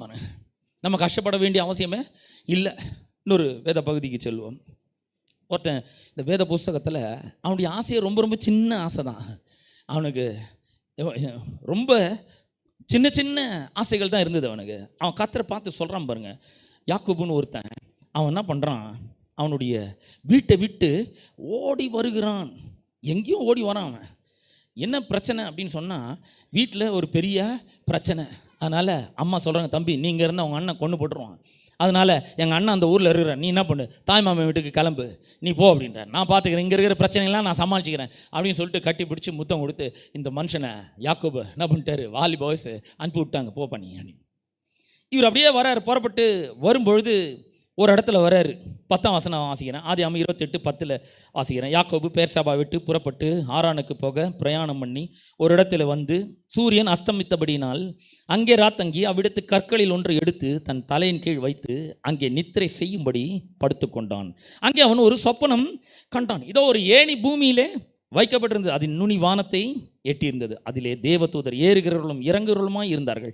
அதற்கு மேலாக கர்த்தர் நின்று, நான் உன் தகப்பனாகிய ஆபிரகாமின் தேவனும் ஈசாக்கின் தேவனும் ஆகிய கர்த்தர், நீ படுத்திருக்கிற பூமியை உனக்கும் உன் சந்ததிக்கும் தருவேன். உன் சந்ததி பூமியின் தூளை போல் இருக்கும். நீ மேற்கையும் கிழக்கையும் வடக்கையும் தெற்கையும் பரம்புவாய். உனக்குள்ளும் உன் சந்ததிக்குள்ளும் பூமியின் வம்சங்கள் எல்லாம் ஆசீர்வதிக்கப்படும். நான் உன்னோட இருந்து நீ போகிற இடத்திலெல்லாம் உன்னை காத்து உன்னை பத்திரமா இந்த தேசத்துக்கு உன்னை திரும்பி வரப்போனேன். நான் உனக்கு சொன்னதை செய்யும் அளவும் உன்னை கைவிடுவதில்லை. கர்த்தர் உங்களை பார்த்து சொல்கிறாரு, நான் இன்னைக்கு இந்த மனுஷன் மூலமாக பேசிகிட்டு இருக்கிறேன், நான் சொன்னதை செய்கிற வரைக்கும் உன்னை கைவிடவே மாட்டேன்றார்.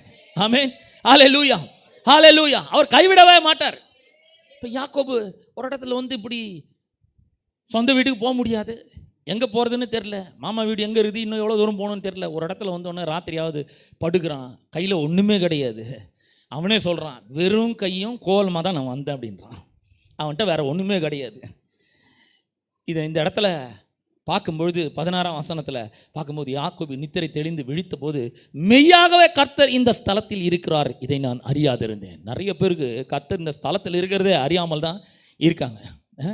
இவங்க ஏதோ கர்த்தர்கிட்ட வந்த மாதிரி இல்லைங்க, கர்த்தர் உங்களை கொண்டு வந்திருக்கிறாருங்க. இந்த சபையில் உங்களை நாட்டி இருக்கிறார். எதுக்கு? உங்களை செல்வ செழிப்பான இடத்திற்கு கொண்டு வந்தேன்னு சொல்கிறாரு. அதுக்காக தான் உங்களை கொண்டு வந்திருக்கிறார். இந்த சபையில் நாட்டி இருக்கிறார். இந்த சபையில் இருக்கிற உங்கள் மூலமாக தேவனுடைய மகிமை வெளிப்பட வேண்டும். எப்படி தேவனுக்கு மகிமை விட போகிறோம்? கிழிஞ்ச சொக்கா போட்டுன்னு பணம் பையில் பாக்கெட்டில் பணம் இல்லாமல் வந்து அவருக்கு மகிமையாக இருக்குன்னு நினைக்கிறீங்களா? இல்லைங்க. நம்ம பிள்ளைங்க கிழிஞ்ச சட்டை போட்டு போனால் மானத்தை வாங்காத, வா உள்ள இப்போ நல்ல சட்டை போட்டு போன்றோம். மானத்தை வாங்காத, நல்ல சட்டையை போடு, நீ இந்த மாதிரி போனால் எனக்கு தான் அசிங்கம் அப்படின்றோம். அப்போ நம்ம இந்த மாதிரி வாழ்ந்தா, தரித்திரத்துலையும் இல்லாமலே ஏழ்மையிலையும் கடன்லையும் வாழ்ந்தா அது கர்த்தருக்கு மகிமை இருக்கும்னு நினைக்கிறீங்களா? இருக்கவே இருக்காது. நம்ம நல்லா இருக்கணும்னு விரும்புகிறார். ஒரு ராஜாவை போல நம்ம வாழ வேண்டும் என்று அவர் விரும்புகிறார். அதுக்கான எல்லாத்தையும் அவர் செஞ்சு வச்சுக்கிறாரு. அப்போ இங்கே நம்ம யாக்கோபை பற்றி வாசிக்கிறோம் பாருங்க. அவங்க கையில் ஒன்றுமே இல்லை, ஒன்றுமே இல்லாமல் இந்த கர்த்தர் இந்த இடத்துல இருக்கிறாருன்னு கூட எனக்கு தெரிலங்க அப்படின்னு சொல்லிட்டு 17ஆம் வசனம் சொல்லுது, அவன் பயந்து, இந்த ஸ்தலம் எவ்வளவு பயங்கரமாக இருக்கும், இது தேவனுடைய வீடே இல்லாமல் வேறல்ல, இது வானத்தின் வாசல் அப்படின்றான். ஒரே உற்சாகமாயிடுது. கடவுளே வந்து காட்சி கொடுக்குறாரு. அவர் நிறைய வார்த்தைகளை சொல்கிறார். இப்போ பார்த்தீங்கன்னா வெறும் கையும் கோலமாக இருக்கிறாங்க. ஆனால் இவர் சொல்கிற வார்த்தையெல்லாம் பார்க்கும்பொழுது, நீ படுத்திருக்கும் இந்த பூமியை நான் உனக்கும் உன் சந்ததிக்கும் தரேன். யாருக்கு? வெறும் கையும் கோலமாக வரான்னு அவனுக்கு. ஏன்னா ஆசீர்வாதம் அவன் மேலே இருக்குது. ஆபிரகாமுடைய ஆசீர்வாதத்துக்கு சொந்தக்காரனாக அவன் இருக்கிறான். அவன் கர்த்தர் பார்த்து சொல்கிறாரு, இந்த பூமியை நான் உனக்கு தரேன். விசுவாசிக்க முடியுமான்னு நம்ம என்ன மாதிரி சொல்கிறாரு பாருங்க. அப்புறம் அவர் சொல்கிறாரு, நீ உன் சந்ததி பூமியின் தூளை போல இருக்கும். இன்னும் கல்யாணமே ஆகலை, மனைவி யாருன்னே தெரியாது. ஆனால் அவர் சொல்கிறார், சந்ததி பூமியின் தூளை போல இருக்கும். பாருங்க, நம்ம ஒவ்வொரு முறை கர்த்தருடைய வார்த்தை நம்ம நோக்கி வரும்பொழுது அதை வெல்கம் பண்ணி வரவேற்று இருதயத்தில் வைத்து பத்திரப்படுத்த வேண்டும். இதை குறித்து தியானிக்க வேண்டும், யோசித்து பார்க்க வேண்டும். கர்த்தர் என்னோடு கூட பேசியிருக்கிறார். அவர் சொன்னதை செய்கிற வரைக்கும் கைவிட மாட்டேன்னு சொல்லிக்கிறாரு. நான் மேலே வருவேன் நிச்சயமா. இன்னைக்கு ஒரு வேளை என் வாழ்க்கை இந்த மாதிரி இருக்கலாம், ஆனால் இதே மாதிரி இருக்க போகிறது கிடையாது. நான் மேலே வருவேன், அவர் பார்த்துக்குவார் நான் மேலே வர்றது. அப்போ இங்கே வந்து சொல்கிறார், சம்பந்தமே இல்லாத நம்ப முடியாத அளவுக்கு ஒரு பெரிய காரியத்தை சொல்கிறார். நீ கிழக்கையும் மேற்கையும் வடக்கையும் தெற்கையும் பரம்புவாய் அப்படின்றார். அப்புறம் சொல்கிறார், ஆபிரகாம் சொன்ன அதே வார்த்தைகளை சொல்லி ஆசீர்வதிக்கிறார். உனக்குள்ளும் உன் சந்ததிக்குள்ளும் பூமியின் வம்சங்கள் எல்லாம் ஆசீர்வதிக்கும். இதெல்லாம் எப்படி நடக்க போகுது? நான் உங்கூட இருக்கிறேன்ற ஆசீர்வாதத்தெல்லாம் பெரிய ஆசீர்வாத கர்த்தர் நம்மோட கூட இருக்கிறது தான். ஹல்லேலூயா, ஹல்லேலூயா. அவர் உங்களோட கூட இருக்கிறாரு. எதுக்கு? உங்களுடைய கரங்களை பிடித்து உங்களை தூக்கி விடும்படியாக, தாழ்ந்த நிலையிலிருந்து உயர்ந்த நிலைக்கு உங்களை கொண்டு வரும்படியாக அவர் உங்களோட கூட இருக்கிறார். சொல்கிறார், நான் உன்னை கைவிடவே மாட்டேன். நீ வேணா பாரு, வாழ்க்கையில் நீ எப்படி வரேன்னு பாரு அப்படின்றாரு. இந்த யாக்கோபுக்கு இன்னும் ஆசைன்றது பாருங்க, நான் உங்களுக்கு வாசித்து காமிக்க விரும்புகிறேன்.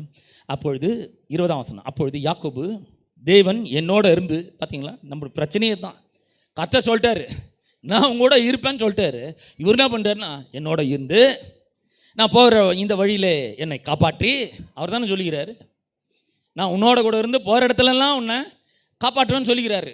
காப்பாற்றி உண்ண ஆகாரமும் உடுக்க வஸ்திரமும் எனக்கு தந்து என்னை என் தகப்பன் வீட்டுக்கு சமாதானத்தோடு திரும்பி வர பண்ணுவாரானால் கர்த்தர் எனக்கு தேவனாக இருப்பார். இன்னும் ஆசை பாருங்க இருக்கு. ஒன்றும் பெருசாக ஒன்றும் கேட்கல. நம்ம கூட ஜெபம் பண்ணும்போது ரொம்ப பெருசாக ஒன்றும் நம்ம கேட்டுறதே கிடையாது. ஒரு என்ன கேட்குறேன்னா, 3 நாள் சாப்பாடு சாப்பிட்ணுங்க நல்லா. பிறந்த நாளைக்கு ஒரு ட்ரெஸ்ஸு, கிறிஸ்மஸ்க்கு ஒரு ட்ரெஸ்ஸு, நியூ இயருக்கு ஒரு செட்டு, வருஷத்துக்கு 3 ட்ரெஸ்ஸு, 3 செட்டு ட்ரெஸ்ஸு, 3 வேளை சாப்பாடு. இவ்வளோதாங்க அவனுடைய ஆசையை. ரொம்ப பெரிய ஆசைலாம் அவனுக்கு ஒன்றும் கிடையாது. இதை மட்டும் கொடுத்துட்டா போதும், கர்த்தர் எனக்கு தேவனாக இருப்பார் சொல்கிறாங்க. அப்புறம் அவர் சொல்கிறார் 22ஆம் வசனத்தில், நான் தூணாக நிறுத்தின இந்த கல் தேவனுக்கு வீடாகும். தேவரீர் எனக்கு தரும் எல்லாவற்றிலும் உமக்கு தசம பாகம் செலுத்துவேன் என்று சொல்லி பொருத்தனை பண்ணி கொண்டான். பொருத்தனை பண்ணுறான். இதை மட்டும் நீங்கள் செஞ்சிட்டிங்கன்னா, என்னது பெருசாக ஒன்றும் இல்லை, 3 வேளை சாப்பாடு டெய்லி, வருஷத்துக்கு 3 செட்டு, சொல்லுங்கள் நல்லா தைரியமாக சொல்லுங்கள், வருஷத்துக்கு 3 செட்டு ட்ரெஸ்ஸு, பிறந்த நாளைக்கு 1, கிறிஸ்மஸ் 1, நியூ இயருக்கு 1, 3 செட்டு ட்ரெஸ்ஸு. இவ்வளோதாங்க அவன் ஆசைப்பட்டது. ஆனால் இவர் எப்படி கொடுத்தாரு தெரியுங்களா? ஏன்னா இவன் தசம்பாங்க கொடுக்குறேன்னு சொல்லிட்டான். அப்போ இவன் ஆண்டவருடைய கையில் இந்த பணத்தை கொண்டு வந்து கொடுக்குறேன்னு சொல்லிட்டான். நீர் தரும் எல்லாவற்றிலும் நான் உமக்கு தசம பாகம் செலுத்துவேன் என்று ஒரு பொருத்தனை பண்ணுகிறான் பாருங்க. ஒரு பொருத்தனை, இங்கே வந்து தமிழில் பொருத்தனை வருது. He made a covenant with God. அவன் சொல்கிறான், ஒரு பெரிய உடன்படிக்கை பண்ணி கொண்டான். இதுலேருந்து நான் மிஸ் ஆகவே மாட்டான்டவரே, என்னானாலும் சரி, ஒருவேளை என் லைஃபே ரிஸ்க் எடுக்கணும்னா கூட நான் அதுக்கு ரெடியாக இருக்கிறேன், ஆனால் உமக்கு கொடுப்பேன் நான் சொல்கிறான். நான் இதுலேருந்து மாறவே மாட்டேன். ஒரு உடன்படிக்கை பண்ணுறான். பெரிய ஆசைலாம் ஒன்றும் இல்லை. ஆனால் இவர் எப்படி ஆசீர்வதிக்கிறார்ன்றதை கொஞ்சம் பாருங்கள். இது 28ஆம் அதிகாரத்தில் கடைசி வசனத்தை வாசித்தோம். 30ஆம் அதிகாரம் கடைசி வசனத்தை நான் வாசிக்கிறேன். 30ஆம் அதிகாரம் கடைசி வசனத்தை, இவ்விதமாய் அந்த புருஷன், யாக்கோபு பற்றி தான் சொல்லுது, இவ்விதமாய் அந்த புருஷன் மிகவும் விருத்தி அடைந்து திரளான ஆடுகளும் வேலைக்காரிகளும் வேலைக்காரரும் ஒட்டகங்களும் கழுதைகளையும் உடையவனானான். நான் மாதிரி ஆசீர்வாதம் பாருங்க. ஆமென், ஹல்லேலூயா. அவனுடைய ஆசைலாம் ரொம்ப சின்ன ஆசை தான். ஆனால் ஒன்று பண்ணிட்டான், ஆண்டவர் நீர் எனக்கு தரேன், எல்லாத்துலேயும் நான் என்ன பண்ணுறேன், தசம பாகம் செலுத்துறேன். பாருங்க, இது ஒரு பெரிய உடன்படிக்கை மாதிரி. ஃபர்ஸ்ட் அண்ட் த பெஸ்ட்டை கொண்டு வந்து கொடுத்துட்டா மீதெல்லாம் ஆண்டவர் பார்த்துக்கிறாரு. ஃபர்ஸ்ட் இருக்கணும், பெஸ்ட் இருக்கணும்,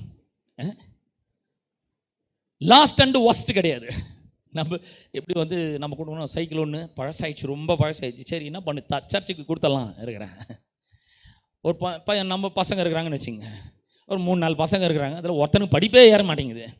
பேசாமல் இவனுக்கு ஊழியத்தை ஒப்பு கொடுத்தலான்னு இருக்கேன் என்பது இருக்கிறதுலே ஒஸ்ட்டும் லாஸ்ட்டும் இருக்கிறத என்ன பண்ணுறோம், நம்ம ஆண்டவர் கொடுக்கலான்னு நினைக்கிறோம். இல்லை, அவர் கேட்குற ஃபர்ஸ்ட் அண்ட் த பெஸ்ட் கொடு. ஏன் ஃபஸ்ட்டு கேட்குறாரு? உன் லைஃப்பில் யார் ஃபஸ்ட்டுன்றது அது மூலமாக தான் அவருக்கு காண்பிக்கிறோம். நம்ம ஆண்டவருக்கு ஃபஸ்ட்டு கொடுக்கும்பொழுது நாம் சொல்கிறோம், சொல்லாமல் ஒரு விஷயத்த சொல்கிறோம், ஆண்டவரே நீர் தான் என்னோடய வாழ்க்கையில் ஃபஸ்ட்டு, நீர் தான் முதல் ஆண்டவரே. என் வாழ்க்கையில் வேறு யாரும் கிடையாது, என் மனைவி இல்லை, என் குடும்பம் இல்லை, என்னுடைய வேறு எதுவும் கிடையாது, என் வாழ்க்கையில் உண்மை நான் முதலாவது வைக்கிறேன். அதாங்க ஃபஸ்ட்டு. ஒரு வருமானம் வரும்பொழுது ஃபஸ்ட்டு யார் ஞாபகம் வரணும்? ஃபஸ்ட்டு யார் ஞாபகம் வரணும்? யார்? உங்களை தான் கேட்குறேன், யார் ஞாபகம் வரணும்? ஆண்டவருடைய ஞாபகம் வரணும் முதல்ல. ஃபஸ்ட்டு அவருக்கு கொண்டு வந்து கொடுக்க நம்ம பழகும்போது நான் சொல்கிறேன், ஒருவேளை நீங்கள் பெருசாக எதுவும் ஆசைப்படாமல் போகலாம், ஆனால் அவர் என்ன பண்ணுறாரு? திரளான ஆசீர்வாதங்களை, திரளான நன்மைகளை உங்களோட கையில் கொண்டு வந்து கொடுக்குறார். ஏராளமான வாய்ப்புகளை உருவாக்கி கொடுக்கிறார். ஏராளமான காரியங்களை கைகூடி வர செய்கிறார். நீங்கள் செய்கிற காரியங்களை அவர் வாய்க்க செய்கிறாரு. ஒரு பெரிய பாதுகாப்பை, தெய்வீக பாதுகாப்பை அவர் உங்களுக்கு தருகிறார். ஆனால் ஒரு பெரிய ஆசை இல்லை, ஆனால் அவருக்கு ஆசை. அவர் நினச்சிட்டார், இவன் என் ஆள், என்ன மகிமைப்படுத்துகிறான், இந்த கொடுக்கறது மூலமாக அவன் வாழ்க்கையில் என்ன முதலாவது வச்சிருக்கான், நான் சொல்கிறத கேட்குறான், இவன் எனக்கு ரொம்ப பிடிக்குது, அதனாலே இவனை வேணும்னு ஆசீர்வதிக்கிறேன். பாருங்க, கர்த்தர் அப்படிப்பட்ட ஒரு ஆசீர்வாதத்தை நமக்காக வைத்து கொண்டு காத்து கொண்டிருக்கிறார். எப்போ இந்த மனுஷன் இந்த வார்த்தை எடுத்து இருதயத்தில் பத்திரப்படுத்தி இந்த வசனத்தினால தன்னுடைய மனதை புதிதாக்கி இந்த பார்க்குற இந்த காரியங்களெல்லாம் விட்டுட்டு, ஐயோ இந்த பணம் போச்சுன்னா நான் என்ன பண்ணுவேன், அதுக்கு என்ன பண்ணுவேன், இதுக்கு என்ன பண்ணுவேன்னு யோசிக்கிறதெல்லாம் விட்டு ஒழிச்சிட்டு முதல்ல நான் கர்த்தருக்கு கொடுக்கும் பொழுது அவர் என்ன மேலே தூக்கி கொண்டு வருகிறார் என்பதை நான் விசுவாசிக்கிறேன். லைஃபே ரிஸ்க் எடுக்க ரெடியாக இருக்கேன். நான் ஆண்டவர் இருக்கிறார் என் கூட. அவர் என்னை ஒரு நாளும் கைவிட மாட்டார், ஒரு நாளும் என்னை விட்டு விலக மாட்டார். சொன்னதை செய்கிற வரைக்கும் கைவிட மாட்டேன்னு சொல்லிக்கிறாரு. அவர் என் கையை பிடிச்சிட்டு இருக்கிறார் என்ற ஒரு விசுவாசம் நமக்குள்ள வரும்பொழுது அந்த மாதிரி ஒரு இடத்துக்கு கர்த்தர் என்ன பண்ணுறார், நம்மளை கொண்டு வர்றார். இப்போ நம்ம இருதயம் பணத்து மேலே போல, பணம் கெட்டு போய்டுவோன்னு சொல்கிறதெல்லாம் அது பிசாசினுடைய கொள்கைகள், அதெல்லாம் நம்ம விசுவாசிக்கவே கூடாது. ஆண்டவர் சொல்கிறாரு, பணம் உனக்கு எஜமான் கிடையாது, நான் தான் உன்னுடைய ஆண்டவர், நான் தான் உன்னுடைய எஜமான். பணம் யார்? நமக்கு சர்வெண்ட்டு. பணம் நமக்கு ஊழியம் செய்யுது, நமக்கு வேலை செய்யுது. பணம் நம்ம சொல்கிற வேலையெல்லாம் செய்யுது. அதுக்கு தான் பணத்தை கொடுக்குறாரு. பணத்தை ஒரு கருவி மாதிரி பயன்படுத்த கற்றுக்கொள்ள வேண்டும். பாருங்க, நம்ம இது வந்தால் கெட்டுடுவோம்னு நினச்சி இது வானவே வானான்னு சொல்லிடும். ஆனால் அது இல்லாமல் இந்த உலகத்தில் எதுவுமே நடக்கிறதே கிடையாது. ஹலோ, இயேசு கிறிஸ்து வாழ்ந்த காலத்துலலாம் பார்த்தீங்கன்னா பண்ட மாற்று முறை இருந்தது. கோல்டு கொடுப்பான், மிளகு கொடுப்பான், வேறு எத்தையோ ஒன்று கொடுத்து இன்னொன்று எதோ அவனுக்கு வேண்டியதை வாங்குவான். மோட் ஆஃப் டிரான்சாக்ஷன் பார்க்கும்பொழுது என்னது, அந்த பண்ட மாற்று முறை தான். கோல்டை கொடுப்பான், சில்வரை கொடுப்பான், மிளகு கொடுப்பான். இவனுக்கு என்ன, இவன் கையில் என்ன இருக்குதோ அதை அந்த பண்டத்தை அங்கே கொடுத்துட்டு இவனுக்கு என்ன பிடிக்குதோ அதை வாங்கிப்பான். அப்படி தான் அது டிரான்சாக்ஷன், அப்படி தான் பண்ணாங்க. ஆனால் இப்போ இந்த உலகத்தில், நாம் வாழ்கிற உலகத்தில் டிரான்சாக்ஷன் எதுனா பணம் தான். எல்லாத்துக்கும் பணம் தான். நம்முடைய வாழ்க்கை பணம் இல்லாமல் நகரவே முடியாது. முடியாதுங்க. பணம் ரொம்ப அவசியம். பணம் நம்மளுக்கு எல்லாத்துக்கும் உதவும்னு சொல்லியிருக்கிறாரு. பணத்துக்கும் கொஞ்சம் சூடு சொரணை எல்லாமே இருக்குது. ஹலோ, இந்த பணமே எனக்கு வேணாம் வேணாம் வேணாம் வேணான்னு சொல்லினா வரவே வராது. அது இப்போ நம்ம வீட்டுக்கு ஒரு சொந்தக்கார் வராங்க. சொந்தக்கார் வரும்பொழுது அவங்கள நம்ம ரொம்ப இன்முகத்தோட நல்ல சிரித்த முகத்தோட வாங்க அப்படின்னு சொன்னால் அவங்க என்ன பண்ண, திருப்பி வருவாங்க. அவங்க வருவாங்களா வரமாட்டாங்களா? ஆனால் அவங்க வரும்போதே மூஞ்சி வந்துட்டான், இப்போ வேற வந்துட்டான், இவனுக்கு நான் இப்போ கறி எடுக்கணும் இப்போ நான் அப்படின்னு மூஞ்சையே பார்க்காம அப்படின்னு சொல்லிட்டு உள்ளே போனீங்கன்னா அவன் திருப்பி வருவானா? அவனுக்கு சூடு சொரணம் இருக்குதுல்ல, அவன் வரவே மாட்டான். இப்போ இதை பற்றி இங்கே பைபிளில் என்ன சொல்லிக்குதுன்றதை நம்ம பார்க்க போகிறோம். கொஞ்சம் நல்லா கவனிங்க. சங்கீதங்கள் புஸ்தகம்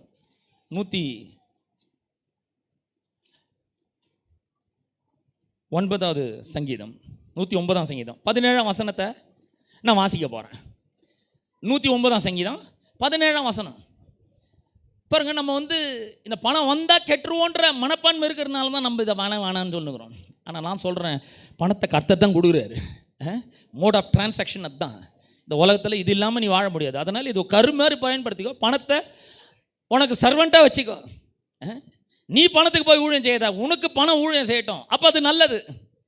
அதனால் இங்கே 17ஆம் வசனம் சொல்லுது, 109ஆம் சங்கீதம் 17ஆம் வசனம், சாபத்தை கொஞ்சம் நல்லா சத்தமாக சொல்லுங்க, சாபத்தை விரும்பினான், அது அவனுக்கு நல்லா சிரிச்ச முகத்தோட, ஐயோ என்னமோ தெரிலங்க, இந்த கஷ்டத்தை கர்த்தர் கொடுத்துருக்கிறாரு, இந்த தரித்திரத்தை கர்த்தர் கொடுத்துக்கிறாரு, இந்த கடன் பிரச்சனையை கர்த்தர் கொடுத்துக்கிறாரு, என்னமோ கற்றுக் கொடுக்க விரும்புகிறாரு, இப்படி தான் நான் வாழ வேண்டும்னு விரும்புகிறாருன்னு சாபத்தை அரவணைச்சிக்கினீங்கன்னா போச்சு, அவ்வளோதான். நான் முதல் நாள் சொன்னேன் இல்லையா, நம்மளுடைய எதிராளி யாருன்னே தெரியாமல் நம்ம என்ன பண்ணுறோம், அவனை போய் அரவணைக்கிறோம், அவன் என்ன பண்ணுறான், நம்மளை சுட்டு விடுவான்.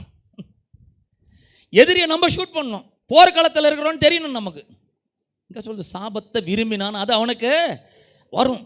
அப்புறம் எல்லாம் சேர்ந்து வாசிப்போம், அதை நல்லா சத்தமாக வாசிப்போம். 1 2 3 சொல்கிறேன், எல்லாம் சேர்ந்து வாசிப்போம். 1 2 3. அவன் ஆசீர்வாதத்தை விரும்பாமல் போனான், அது அவனுக்கு தூரமாய் விலகி போயிடும், அவ்வளோதான் போச்சு. இப்போ நான் ஆசீர்வாதம் வேணும் வரோம் கண்டிப்பாக நீங்கள் சொல்லுங்க, வரோன்னு சொல்லினே இருக்கிறேன். இதை விரும்பினா கண்டிப்பாக என்ன பண்ணும், எங்கள் சாபத்தை விரும்பினா வருது, ஆசீர்வாதத்தை விரும்பினா வராதா? கண்டிப்பாக வரும். இவன் என்ன பண்ணுறாங்க சொல்கிறான் பாருங்க, தீர்க்கதரிசனமாக சொல்கிறான், சாபத்தை நிறைய பேர் விரும்புகிறாங்க. எப்படி விரும்புகிறாங்க, ஐயா எனக்கு ஒன்றும் பெரிய ஆசைலாம் ஒன்றும் இல்லைங்க, எனக்கு வேணாம் ஐயா, பணமே வேணாம், எனக்கு பணம் வந்தால் கெட்டு போயிடுவேன், எனக்கு பணமே வேணாம், இப்படி சொல்லி சொல்லியே பார்த்தீங்கன்னா ஒன்றும் இல்லாமல் போயிட்டாங்க. இதை வச்ச பாட்டெல்லாம் எழுதுவாங்க. எங்களுக்கு ரொம்ப நாங்கள்லாம் வளர்ந்து வரும்பொழுது ஆவிக்குரிய ஜீவிதத்தில் முதல்ல அடி எடுத்து வைக்கும்போது ஒரு பாட்டு ரொம்ப பிரபலம் பாருங்கள், ஒரு பாட்டு சம பிரபலம், ரொம்ப அது அந்த அந்த பாட்டை பாடினாவே சும்மா அந்த டெம்போலாம் எகுறோம் பயங்கரமாக. அந்த பாட்டு என்ன தெரியுங்களா, இங்கே இருக்கிறவங்க நிறைய பேர் தெரிஞ்சிருக்கோன்னு நினைக்கிறேன். லோகம்பே இண்டாம் ஒன்றும்பே இண்டாம் போதுமே சு எனக்கு சாத்தானே உன் இன்பம் வேண்டாம் கொண்டு போ உன் சரக்கு. ஏங்க நான் கேட்குறேன், பணம் சாத்தானுடைய சரக்கா? என்னங்க அவன் என்னைக்கோ பிச்சைக்காரன் ஆகிட்டான், அவன்கிட்ட ஒன்றுமே கிடையாது, அவன் ஆசீர்வதிக்கிறவன் அவன் கிடையாது. ஆசீர்வாதம் கர்த்தரிடத்திலிருந்து வருகிறது. நீதிமொழிகள் 10ஆம் அதிகாரம் 22ஆம் வசனம் சொல்றது, கர்த்தருடைய ஆசீர்வாதமே ஐஸ்வர்யத்தை தரும், அவர் அதனோட வேதனையை கூட்டார். ஹல்லேலூயா ஹல்லேலூயா. பிசாசு ஆசீர்வதிக்கிறவன் கிடையாதுங்க, ஆண்டவர் தான் ஆசீர்வதிக்கிறவர். அவர் சொல்றார் கர்த்தரின் ஆசீர்வாதம். நம்ம என்னத்தை விசுவாசிக்கணும், கர்த்தரின் ஆசீர்வாதத்தை விசுவாசிக்கணும். நம்ம அவர் சொல்ற நான் ஆசீர்வாதத்தை அதனோட வேதனையை நான் என்ன பண்ண மாட்டேன், கூட்டவே மாட்டேன்றார். அற்புதம் பாரு. அப்போ சாபத்தை இந்த மாதிரி விரும்புகிறாங்க, ஆசீர்வாதத்தை விரும்பாமல் போனான்னா என்ன சொல்கிறேன், ஐயோ வானாயா எனக்கு இப்படி சொல்கிறான், விரும்பவே மாட்டேங்கிறான். விரும்பாமல் போனால் என்ன பண்ணும், அதுக்கும் சூடு, நான் சொன்னேன் இல்லையா, சூடு சொரணை எல்லாமே இருக்குது இந்த பணத்துக்கு. வானாங்க நமக்கு வானாயா, அது யார்கிட்ட வேணா போய்கிட்டோம். நம்ம கூட பணத்தை பற்றி பேசும்போது நம்ம சொல்லலாம், அது இன்னைக்கு வரோம் நாளைக்கே, அதனால தான் போயிட்டே இருக்குது, சொல்லவே கூடாது. அவர் சொல்கிறார் ஆஸ்தியும் ஐஸ்வர்யம் அவனுடைய வீட்டில் தங்கும், இதை சொல்லணும். இல்லைங்க பணம் வந்தால் என்கிட்ட நிற்கும், நாங்கள் எல்லாம் வர மாதிரி இது அப்படியே போயிடுது எல்லாமே. எவ்வளோ வேகமாக வருதோ அவ்வளோ வேகமாக இப்படி சொல்லினா இருந்தீங்களா அதோட வேகமாக போயிட்டே இருக்கும். அப்போ முதல்ல என்ன பண்ணணும், நம்ம விரும்பணும். முதல்ல நான் இந்த நிலைமையில் இருக்கக்கூடாதுங்க, நான் தரித்திர நிலைமையில் இருத்துக்காரவா, கர்த்தர் என்னுடைய தரித்திரத்தெல்லாம் அவரை மேலே ஏற்றுக்கொண்டாரு. இல்லையே நான் விடுதலை ஆகணும், நான் இந்த பண பிரச்சனையிலிருந்து விடுதலை ஆகணும், கடன்லேருந்து விடுதலை ஆகணும், பொருளாதார விடுதலையை நான் பெற்றுக்கொள்ள வேண்டும். கர்த்தர் என்னவெல்லாம் சொல்கிறாரோ அதையெல்லாம் செய்கிற அளவுக்கு நான் ஒரு செழிப்பு ஆசீர்வாதமாக இருக்கணும். அதுக்கு தானே கர்த்தர் செழிப்பை கொடுக்குறாரு, அதுக்கு தானே கர்த்தர் ஆசீர்வதிக்கிறாரு. அப்போ இங்கே சொல்லிக்கிறது விரும்பலைன்னா தூரமாக போயிடும், அவ்வளோதான். ஏசாவை பற்றி வேதம் சொல்லுகிறது பாருங்க, அவன் இந்த சேஷ்ட புத்திர பாகத்தை பெருசாக நினைக்கவே இல்லை, அவன் அதை ரொம்ப உதாசீனப்படுத்தினான், அலட்சியப்படுத்தினான்.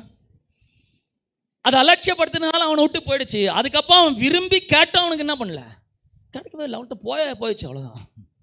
இப்போ நான் சொல்கிறேன், ஆசீர்வாதம்ன்ற பஸ் இங்கே வந்து நின்றுக்குது பெருங்குடியில், எல்லாம் ஏறிக்கணும் உடனே.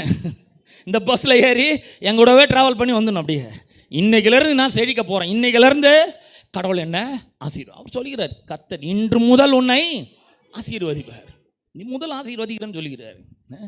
என்னைக்கு அந்த நாள் இன்னைக்கு தான், இன்றே ரட்சணை நாள்.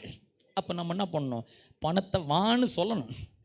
பணமே வா, வெக்கப்படாத, நான் உன்னை இனிமேல் பழிக்கவே மாட்டேன், என்கிட்ட வா, இயேசுவின் நாமத்தினால பணமே வான்னு சொல்லணும். என்னையா இந்த மாதிரிலாம் சொல்கிறீங்க, பணத்தை வான்னு சொன்னால் வருமா? நான் சொல்கிறேன் வரும். லூக்கா சுவிசேஷத்தில் 16ஆம் யோவான் சுவிசேஷத்தில் 11ஆம் அதிகாரத்தில் லாசரு செத்து போயிடுறான் பாருங்க. இயேசு சொல்லி அனுப்புகிறாங்க, நீ சிநேகமாக இருக்கிற லாசரு வியாதியாக கிடக்குறாங்க. கேள்விப்பட்டோன்னே வேணும்னே 2 நாள் அங்கேயே தங்குறாரு. போவே இல்லை, அந்த ஊருக்கு போவே இல்லை. அப்புறம் 2 நாள் கழித்து நான் நிதானமாக போகிறார். போனால் அங்கே லாசரு செத்து போய் அவனை அடக்காராதனெல்லாம் பண்ணி கல்லறையில் தூக்கின்னு போய் வச்சிடுறாங்க. லாசரு 4 நாள் ஆகிடுது கல்லறையில் வச்சு. அப்புறம் இயேசு வராரு, எல்லாம் மார்த்தாள் மரியாலாம் வராங்க. எல்லாம் அவங்க அவரை பார்க்க இந்த மாதிரி ஆண்டவர் வந்துக்கிறாரு அப்படின்னு நேரம் எல்லாம் அவங்கெல்லாம் வராங்க. பின்னாடியே ஊர் ஜனமே வருது. எல்லாம் வந்து அவர் கேட்குறாரு, ஆனால் வைத்த இடத்த காண்பிங்க அப்படின்றாரு. நேராக வச்ச இடத்துக்கு போகிறாங்க, கல்லறைக்கு போகிறாங்க. இப்போ கல்லறை முன்னாடி எல்லாம் ஆண்டவர் நிற்கிறாரு. லாசருனுடைய சகோதரிகள் 2 பேர் நிற்கிறாங்க. ஊர் ஜனமே முன்னாடி நிற்குது. அப்படியே இப்போ இந்த மாதிரி அப்படியே பெருங்குடி, சோழிங்கநல்லூர், சீரி எல்லாம் நிற்குதுங்க பயங்கரமாக. நம்மலாம் நிற்கிறோன்னு வச்சுக்கோங்க. இப்போ கல்லறை முன்னாடி நிற்கிறார். இப்போ லாசரு உயிரோடு இல்லை. உயிரோடு இல்லைன்னு என்னது அது என்னது? பணம் இல்லையா? செத்து 4 நாள் ஆயிடுச்சு. அவர் சொல்கிற கல்லை புரட்டி போடுங்கள்ன்றார். அந்த அம்மா சொல்கிறாங்க, சகோதரி சொல்கிறாங்க, ஐயோயோ வானாண்டவரே, என்ன ஒரே 4 நாள் ஆச்சு, நாத்தடிக்கும், வேணாம், கல்லெல்லாம் எடுத்து போட்டால் யாரும் நிற்க முடியாது, எல்லாம் ஓட வேண்டியது தான். உள்ள என்ன இருக்குது? பணம் இருக்குது. ரொம்ப கெட்ட வாடை வயசுன்னு என்ன பண்ணுவோம்? பணம் நாத்தடிக்கணும் நம்ம. அந்த மாதிரி பணம் உள்ளே இருக்குது. 4 நாள் ஆயிடுச்சுங்க.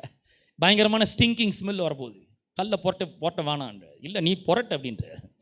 நீ விசுவாசித்தால் தேவனுடைய நானும் உங்களுக்கு சொல்கிறேன், நீங்கள் விசுவாசித்தால் தேவனுடைய மகிமையை காண்பீர்கள். நான் சொல்கிறேன் பாருங்க, அடுத்த முறை நான் இங்கே வரத்துக்குள்ளே இங்கே இருக்கிற மொத்த பேர் பணக்கார ஆகிடணும். நாங்கள் விசுவாசித்தா தேவனுடைய மகிமையை காண்பீர்கள். இப்போ இங்கே சொல்கிறார், விசுவாசித்தா தேவனுடைய மகிமை காண்பேன். வெளியே எவர் நிற்கிறாரு, உள்ளே போன இருக்குது. இங்கேருந்து அவர் ஒரு ஜபம் பண்ணுறாரு, பிதாவே நீர் எப்பொழுதும் எனக்கு செவி கொடுக்குறபடியால் உம்மை ஸ்தோத்தரிக்கிறேன், உமக்கு நன்றி. ஆகிலும் இது எனக்கு தெரியும், இந்த சூழ்ந்து நிற்கிற ஜனங்களுக்காக நான் இதை சொல்கிறேன் அப்படின்னு சொல்லிட்டு மிகுந்த சத்தமிட்டு லாசருவே வெளியே வான்றாரு. லாசர் யார்? உயிரோடு இருக்கிறனா? இல்லை, பணம். இவர் வாயை திறந்து கூப்பிட்ட உடனே பணம் வருதுங்க வெளியே. ஏன்ச்சு ஒரு வார்த்தையில் இருந்த ஜீவன் உள்ளே போய் ஸ்டிங்கிங் இருக்கிற அந்த நாத்தம் எடுக்கிற அந்த சரீரத்தில் இருக்கிற எல்லாத்தையும் சரி பண்ணி, ரத்த ஓட்டத்தெல்லாம் சரி பண்ணி, உள்ள உயிரை கொடுத்து அந்த பணம் ஏஞ்சி வெளியே ஜீவன் உள்ள ஒரு ஆளா வெளியே வரான். நான் சொல்கிறேன், ஆண்டவர் சொன்னால் பணமே வருது, பணம் வராதுன்னு நினைக்கிறீங்களா? ஹலோ, நல்லா கையை தட்டி கர்த்தரை மகிமை செலுத்துங்க. பணமே வருங்க. உயிரே இல்லை, ஜீவனே இல்லை. இந்த பணத்தை பார்த்து வான்னு சொன்னார், வந்துடுச்சு. பணம் வராதுன்னு நினைக்கிறீங்க? கண்டிப்பாக வரும். ஹலோ, அப்போ ஏன் வரல? நீங்கள் கூப்பிடவே இல்லையே, வானான்னு இருக்கிறீங்களே. அப்போ நான் சொல்கிறேன், இதெல்லாம் நடக்குமாயா? விசுவாசித்தால் தேவனுடைய மகிமையை. ஆமென், ஹல்லேலூயா, ஹல்லேலூயா. விசுவாசிக்கணும். முதல்ல ஆண்டவர் இதை சொல்கிறாருன்னு விசுவாசிக்கணும். நான் இந்த மாதிரி ஏழ்மை நிலையில் இருக்கிறதுக்காக வாங்க அவர் உயிரை கொடுத்துக்கிறாரு. அவர் உயிரை ரிஸ்க் எடுத்து பணையம் வச்சு இந்த பூமியில் வந்து சாகிறதுக்காக வந்து எல்லா சாபத்தையும் அவர் தம்மால ஏற்றுக்கொண்டு சபிக்கப்பட்டவராக தொங்கி அவர் இவ்வளோ பெரிய அந்த கீழறிந்து மறிச்சார். இன்னத்துக்கு நம்ம திருப்பியும் கடன்லையும் தரித்திரத்திலையும் இல்லாமையிலும் ஏழ்மையிலும் வறுமையிலும் வாடுறதுக்காக இல்லவே இல்லைங்க. நம்ம வாழ்க்கையில் எப்படியாவது அற்புதத்தை செஞ்சு நம்மளை மேலே தூக்கி கொண்டு வர வேண்டும் என்று விரும்புகிறார். இந்த ஊரே நம்மளை தலை நிமிர்ந்து பார்க்கணும்னு நினைக்கிறார். நான் சொல்கிறேன், வரும் நாட்களில் இந்த பெருங்குடி, சோழிங்கநல்லூர், சிறுசேரி இங்கே இருக்கிற விசுவாசிகளை ஊரே தலை நிமிர்ந்து பார்க்கும்படி வைப்பார் அவர். ஹல்லேலூயா. நல்ல கரங்களை தட்டுவோம், நல்ல தட்டி கர்த்தருக்கு மகிமை செலுத்துவோம். கண்டிப்பாக அவர் உங்களோட தலையை உயர்த்துவார். 3ஆம் சங்கீதம் 3ஆம் வசனம் சொல்கிறது, ஆனாலும் கர்த்தாவே, இவ்வளோ பிரச்சனைகள் இருக்குது, இவ்வளோ பாடுகள் இருக்குது, இவ்வளோ கடன் தொல்லைகள்லாம் இருக்குது, ஆனாலும் கர்த்தாவே நீரே என் கேடகமும் மகிமையும் என் தலையை உயர்த்துகிறவருமாய் இருக்கிறீர். நம்ம ஆண்டவரை விசுவாசிக்கிறோன்னு தலை குனிஞ்சு போகணுன்றது ஏதாவது இல்லைங்க. சும்மா சிங்கம் மாதிரி நடக்கணும். நல்ல ஆண்டவருடைய பிள்ளை இந்த பூமியில் எந்த பிரச்சனை வந்தாலும் என்னால் சமாளிக்க முடியும். எது வந்தாலும் ஆண்டவர் எங்கூட இருக்கிறார். என் வலது கையை பிடிச்சி நிற்கிறார், எனக்கு துணை நிற்கிறார், என்னை மேலே கொண்டு வர வேலையில் இருக்கிறார். அவர் என்ன ஆசீர்வச்சிருக்கிறாரு. இன்னைக்கு ஒரு வேளை என் நிலைமை இப்படி இருக்கலாம், ஆனால் தாழ்ந்த நிலையில் இருக்கிற என்னை அவர் உயர்த்துகிறார். அவர் என்னை இந்த கீழே பூமியின் அடிமட்டத்தில் இருந்து அவர் என்னை உயர்ந்த ஸ்தானத்துக்கு கொண்டு போய் வைக்கிறார். ஹல்லேலூயா. வேதம் சொல்லுகிறது, சிறியவனை புழுதியில் இருந்தும் எளியவனை குப்பையில் இருந்தும் உயர்த்தி அவனை பிரபுக்களோடும் ராஜாக்களோடும் உட்கார செய்கிறவராய் அவர் இருக்கிறார். ஹல்லேலூயா. நல்ல கரங்களை தட்டுங்க தைரியமா. ஆண்டவருக்கு மகிமை செலுத்துங்க. அவர் உங்களை ராஜாக்களோடு உட்கார வைக்கிறவராய் இருக்கிறார். ரொம்ப பிச்சைக்கார வாழ்க்கை வாடுறதுக்காக நம்ம அழைக்கப்படலைங்க. நல்லா ஞாபகம் வச்சுக்கோங்க. தரித்திர வாழ்க்கை வாடுறதுக்காக அழைக்கப்பட்டுருவோம். எப்போ பார்த்தாலும் இல்லை இல்லைன்னு மூஞ்ச தொங்க போட்டுன்னு இதுக்கு என்ன பண்ணுவாங்க, அதுக்கு என்ன பண்ணுவோம், எதுக்கும் எதுவும் பண்ண முடியாது. எல்லாத்துக்கும் ரெடி. நான் சொல்கிறேன், நான் தைரியமாக சொல்கிறேன், கர்த்தருடைய பிரசன்னத்தில் எதுக்கும் நான் ரெடி. எனக்கு எதை பற்றியும் கவலை கிடையாது. ஆண்டவர் கூட இருக்கிறாரு. என்ன ஒன்றா செலவு பண்ணுறதுக்கு நான் ரெடியாக இருக்கிறேன். உண்மையாகவே சொல்கிறேன், தைரியமாக சொல்கிறேன். நான் நல்லா ஆசீர்வதிச்சுக்கிறார் ஆண்டவர், நல்லா கொடுத்துருக்கிறார். என்னன்னா இந்த ரிஸ்க் எடுத்துருக்கிறேன். நான் சொல்கிறேன், நீங்களும் அதை எடுக்கும் பொழுது அவர் உங்களையும் ஆசீர்வதிக்க வல்லவராய். எப்பவுமே நம்மளுடைய வாழ்க்கையில் கொடுக்கறதுன்னு வரும்பொழுது அந்த பாயிண்ட்டுக்கு நிச்சயமாக நம்ம வருவோம். நம்ம லைஃபே ரிஸ்க் எடுக்கிற அளவுக்கு அந்த மாதிரி ஒரு காலகட்டத்துக்கு நிச்சயமாக வருவோம்.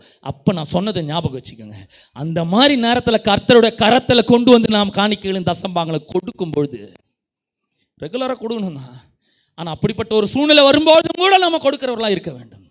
நான் இந்த கண்ணில் பார்க்குறதெல்லாம் நம்புகிற ஆள் கிடையாது. அவர் சொல்லுகிறாரு, எனக்கு தெரியாத விதமாய் விதை முளைத்து பயிராகும், பலனாக தானாய் கொடுக்கும்.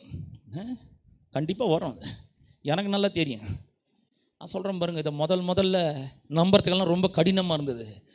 அப்புறம் நம்ப ஆரம்பித்தேன். நம்பி கொடுக்க ஒன்றுமே நடக்கலை. அப்போ ரொம்ப சோர்வு அடைஞ்சிட்டேன். என்னடா இது, எல்லாருக்கும் இது அப்படி வந்துச்சு, இப்படி நடந்துச்சுன்னு சொல்கிறாங்க, நமக்கு ஒன்றுமே நடக்க மாட்டேங்குது. இது என்ன தான், இது எப்படி தான் இது வேலை செய்யுது எல்லாம் சொன்னேன். அப்போ தான் இந்த மாதிரி சத்தியங்களெல்லாம் நான் கேட்க ஆரம்பித்தேன். இந்த சத்தியங்களை கேட்டு நான் என்னையே ஒப்பு கொடுத்தேன். என் லைஃப் ரிஸ்க் எடுத்தேன். நான் ஆண்டவருக்காக நிற்கணும். இவர் என்னை கைவிடவே மாட்டார். இவர் என்னை அழைச்சிக்கிறாரு, என்னை ஆசீர்வதிக்கவும் செஞ்சுக்கிறாரு. இவர் என்னைக்கும் கைவிடவே மாட்டார். இவர் என் கூட தான் இருக்கிறாரு. எனக்கு உதவி செய்கிறதுக்கு தான், சொன்னதெல்லாம் நிறைவேற்றுறதுக்கு தான் என் கூட இருக்கிறாரு.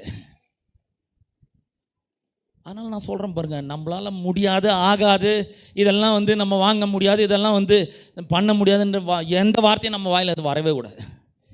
என்னை பலப்படுத்துகிற கிறிஸ்துவினால் எல்லாவற்றையும் செய்ய எனக்கு பலன் உண்டு, கண்டிப்பாக உண்டு. எல்லாத்தையும் செய்ய முடியும். அப்படிப்பட்ட ஒரு நிலைக்கு நாம் வரணுன்றது தான் ஆண்டவருடைய சித்தமாக இருக்குது. அப்புறம் நாங்கள்லாம் சின்ன வயசில் இருக்கும்பொழுது எங்கள் அப்பா சொல்லுவார், அப்போ ரொம்ப கஷ்டமான ஒரு சூழ்நிலை. எங்கள் அப்பா சொல்லுவார், ஒவ்வொரு முறையும் நாங்கள் ஏதாவது கேட்கும்போது, எங்கள் அப்பாட்ட கேட்கும்போது ரொம்ப பெருசாலாம் ஒன்றும் கேட்க மாட்டோம், ஒரு பேனா வாங்கி கொடுங்க, நோட்டு வாங்கி கொடுங்கன்னு கேட்போம். அப்போ எங்கள் அப்பா சொல்லுவார், ரத்த வேர்வை சிந்தி நான் சம்பாதிக்கிறேன் இந்த பணத்தை. நம்மளை விட நிறைய பேர் அந்த மாதிரி நினைக்கலாம், இது நான் கஷ்டப்பட்டு சம்பாதிச்ச பணம். ஆனால் பாருங்கள், இது நம்ம சம்பாதிக்கிறது இல்லை. வேத வசனம் சொல்லுகிறது, உபாகமம் 8ஆம் அதிகாரம் 17ஆம் வசனம் சொல்லுது, என் சாமர்த்தியமும் என் கை பலனும் இந்த ஐஸ்வர்யத்தை எனக்கு சம்பாதித்தது என்று நீ உன் இருதயத்தில் சொல்லி கொள்ளாமல் இருக்க எச்சரிக்கையாய் இருந்து. நம்ம வேலை செய்கிறோம், வேலையில் கொஞ்சம் கஷ்டம் இருக்க தான் செய்யுது, சம்பாதிக்கிறோம், பணம் கைக்கு வந்தோடனே ஒரு மாதம் நான் கஷ்டப்பட்டு சம்பாதிச்ச இந்த பணம் அப்படி சொல்லக்கூடாது. என் படிப்பு, என்னுடைய ப்ரொஃபஷனல் கோர்ஸ் நான் முடிச்சிருக்கேன், என் சாமர்த்தியம், என்னுடைய திறமை இந்த பணத்தை சம்பாதிக்கிறதுக்கு எனக்கு பலனை கொடுத்ததுன்னு நம்ம உள்ளத்தில் கூட சொல்லிக்கொள்ளாமல் இருக்க எச்சரிக்கையாக இருக்கணுன்றார். சொல்லிட்டு அடுத்த வசனம் 18ஆம் வசனம் சொல்லுது, உன் தேவனாகிய கர்த்தரை நினைப்பாயாக. Remember the Lord your God. பணம் கைக்கு வந்த உடனே யார் ஞாபகம் வரணும்? ஆண்டவருடைய ஞாபகம் வரணும். ஆண்டவரே, இந்த பணத்தை சம்பாதிக்கிறதுக்கு நீர் பலனை கொடுத்திருக்கிறீர். ஆண்டவர் உமக்கு நன்றி செலுத்துகிறேன். நீர் என்னுடைய சரீரத்தில் உயிரை கொடுக்கலனா, இந்த மூச்சை கொடுக்கலனா, இந்த பலனை கொடுக்கலனா, இந்த ஞானத்தை கொடுக்கலனா நான் எப்படி சம்பாதிச்சிருக்க முடியும்? அப்போ என் திறமை, என் படிப்பு, என்னுடைய உழைப்பு, என்னுடைய வேர்வை, இதை சொல்லவே கூடாது. அந்த மாதிரி சொல்லாதீங்கன்றாரு. அந்த இடத்துல தான் அவர் சொல்ல, தேவனாகிய கர்த்தரை நினைப்பாயாக. எந்த விஷயத்தில் நினைக்கணும்? அவரே அப்படின்னு சொல்லும்பொழுது, அவர்னு சொன்ன வேற, அவரேன்னு சொன்ன அது வேற. அவரேன்னு சொன்ன அவர் ஒருவரே. அவரே உன் பிதாக்களுக்கு ஆணையிட்டு கொடுத்த தம்முடைய உடன்படிக்கையை உறுதிப்படுத்தும்படிக்கு இந்நாளில் உனக்கு உண்டாயிருக்கிறபடி ஐஸ்வர்யத்தை சம்பாதிக்கிறதுக்கான பலனை உனக்கு கொடுக்கிறவர்.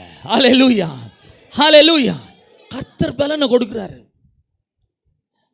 வேலையை நம்ம செய்யலாம், ஆனால் அதில் இருக்கிற பலுவை அவர் நீக்கி போடுறாரு, அதில் இருக்கிற டென்ஷனை நீக்கி போடுறாரு. கர்த்தரை நம்ம சார்ந்திருக்கணும், கர்த்தரை நினைக்கணும். ஆண்டவரே நான் உண்மை நினைக்கிறேன், இந்த வேலை உம்மால கிடைச்சது. நான் சொல்கிறேன், நிறைய பேர் வேலைக்காக காத்து கொண்டு இருக்கலாம். முன்னாடியே ஒரு பொருத்தனை பண்ணுங்க, இந்த வேலை எனக்கு கிடைக்கும் கண்டிப்பாக. கர்த்தர் என் மேலே தயவு பாராட்டுறாரு, கிருபை பாராட்டுறாரு. ஒரு பொருத்தனை பண்ணணும், ஆண்டவரே இந்த வேலை எனக்கு தான், நீர் சொல்லிட்டீர் இது எனக்கு தான் இந்த வேலை. நான் இப்போ இன்டர்வியூ போகிறேன், எனக்கு தாங்க இந்த வேலை, கண்டிப்பாக எனக்கு கிடைக்கும். போகும்போது வெற்றி மனப்பான்மையோடு போகணும். ஆண்டவரே இந்த வேலை எனக்கு கிடைக்கும்பொழுது கண்டிப்பாக நான் உண்மை நினைப்பேன். என் சாமர்த்தியம் இல்லை, என் பலன் இல்லை, உம்முடைய தயவுனால இவ்வளோ பெரிய ஐஸ்வர்யத்தை சம்பாதிக்க என்னால் முடியும். இந்த வேலை எனக்கு கிடைக்கும்போது என் வருமானத்திலெல்லாம் நான் 10% நான் கொண்டு வந்து உமக்கு நான் காணிக்க கொடுப்பேன் ஆண்டவரே. இது அவர் சொல்கிறாரு, ஒரு உடன்படிக்கை பண்ணிக்கிறேன், அதை உறுதிப்படுத்தும்படிக்கு இந்நாளில் உனக்கு உண்டாயிருக்கிறபடி ஐஸ்வர்யத்தை சம்பாதிக்கிறதுக்கான பலனை உனக்கு கொடுக்கிறவர். எத்தனை பேர் அங்கீகரிக்கிறீங்க இதை? முதல்ல எத்தனை பேர் ஏற்றுக்கொள்கிறீங்க? ஹல்லேலூயா, ஆமென். கர்த்தர் தான் பலனை கொடுக்குறாரு. இப்போ இதை நம்ம எப்படி விசுவாசத்தையும் செயலையும் எப்படி காட்டுறது? எப்படிங்க காட்டுவீங்க? நம்ம கையில் இந்த சம்பாத்தியம் வந்த உடனே என்ன பண்ணணும்? ஆண்டவரே என் பலன் இல்லை, என் சாமர்த்தியம் இல்லை, என்னுடைய படிப்பு இல்லை, என்னுடைய ஞானம் அறிவு இல்லை, ஆண்டவரே நீர் கொடுத்துருக்குறீர், இந்த வேலையை நீர் கொடுத்துருக்கிறீர், இந்த பணத்தை சம்பாதிக்கிறதுக்கான பலனை கொடுத்துருக்குறீர். இதுக்கு அடையாளம் இதை நான் விசுவாசிக்கிறேன், உண்மையை வாழ்க்கையில் ஃபஸ்ட்டு வைக்கிறேன். இதுக்கு அடையாளமாக 10% நான் முதல்ல எடுத்து உமக்கு வைக்கிறேன். இது கர்த்தருக்கு பரிசுத்தம். நான் சொல்கிறேன் பாருங்க, இதை செய்யும்பொழுது நம்ம என்ன சொல்கிறோம்? ஒரு விஷயத்த சொல்லாமல் சொல்கிறோம், ஆண்டவரே இந்த என் வாழ்க்கைக்கு நான் ஆண்டவர் கிடையாது, என் வாழ்க்கைக்கு நீர் தான் ஆண்டவராக இருக்கிறீர், எனக்கு மேலே நீர் இருக்கிறீர், உமக்கு நான் கீழ்ப்படுகிறேன். இது எல்லாம் உம்மால வந்ததுன்றதை நான் விசுவாசிக்கிறேன். இது எப்படி விசுவாசிக்கிறேன்? வெறும் வாயில் சொல்லாமல் செயலை எப்படி காட்டுறேன்னா, நம்முடைய வருமானத்திலிருந்து 10% எடுத்து என்ன பண்ணோம்? முதல்ல கர்த்தர் நல்ல தாராளமாக ஏராளமாக, சும்மா கசங்க நோட்டு, நெருப்பு பட்டது, இது எழுதுனது, அப்படியே ரொம்ப கசக்கி அயன் பண்ணுற லெவலுக்கு அந்த மாதிரிலாம் பண்ண விடாது. நல்ல புது நோட்டை வச்சு, ஏன்னா யார் கொடுக்குறோம்? கர்த்தருக்கு கொடுக்குறோம், கர்த்தருக்கு கொடுக்குறோம். அந்த இருதயத்தை அவர் பார்க்குறாரு. அதனால் என்ன பண்ணோம்? நல்ல அற்புதமான பணத்தை முதல்ல சிறந்ததை எடுத்து என்ன பண்ணோம்? சில பார்த்தீங்கன்னா தசம்பாகத்தில் அழுக்கு நோட்டை தான் வைப்போம். தசம்பாகம் ஆண்டருக்கு தானே கொடுக்குறோம், அழுக்கு நோட்டை கொடுப்போம், அங்கே எப்படியா மாற்றிப்பாங்க அவங்க. அப்படி இல்லை, நல்ல அருமையான நோட்டுகளை என்ன பண்ணோம்? ஃபஸ்ட் அந்த பெஸ்ட் எடுத்து ஆண்டவருக்கு வச்சு நம்ம கொடுக்கும்பொழுது அவர் சொல்கிறார், மீதி 90% அவர் ஆசீர்வதிக்கிறார், அள்ள குறையாதபடி ஆசீர்வதிக்கிறார். நான் சொல்கிறேன், என் வாழ்க்கையில் 18 ஆண்டுகளுக்கு முன்னாடி ரொம்ப குறைச்சல்ல நான் வாழ்ந்தேன். நான் முடிவு பண்ண ஒரு தீர்மானத்தை எடுத்தேன், ஆண்டவரை என் வாழ்க்கையில் நீங்கள் தான் ஃபஸ்ட்டு, எனக்கு எந்த வருமானம் வந்தாலும் சரி. அவர் சொல்கிறார், வரத்தில் எல்லாம் கைக்கு வர எல்லாத்திலையும் முதல்ல உமக்கு நான் கொடுக்குறேன். நீர் 10% தான் கேட்குறீரு, மீதி 90% என்ன உபயோகப்படுத்தபடி சொல்கிறேன், என்னை எடுத்துக்க சொல்லிக்கிறேன். உங்களுக்கு ரொம்ப நன்றி ஆண்டவரை. 90% கேட்டு என்ன ஆயிருக்குது? நம்ம சார் 10% அவ்வளோதான். எத்தனையோ ஆண்டு, ஆயிரக்கணக்கான ஆண்டுக்கு முன்னாடி இன்னும் 10% தான். இன்னும் 10,000 வருஷம் போனாலும் எவ்வளோதான்? 10% தான். 10ல் 1 என்ன பண்ணும் ஆண்டவருக்கு? அப்படி கொடுக்க ஆரம்பித்தேன் பாருங்க. நான் சொல்கிறேன், இன்னைக்கு வரைக்கும் நான் ரொம்ப நல்லா இருக்கிறேங்க. நான் சொல்கிறேன், இனி வரும் வருஷங்களில் கூட நான் ரொம்ப நல்லா இருப்பேன். என்னுடைய எதிர்காலம் ரொம்ப பிரகாசமாக இருக்கிறது.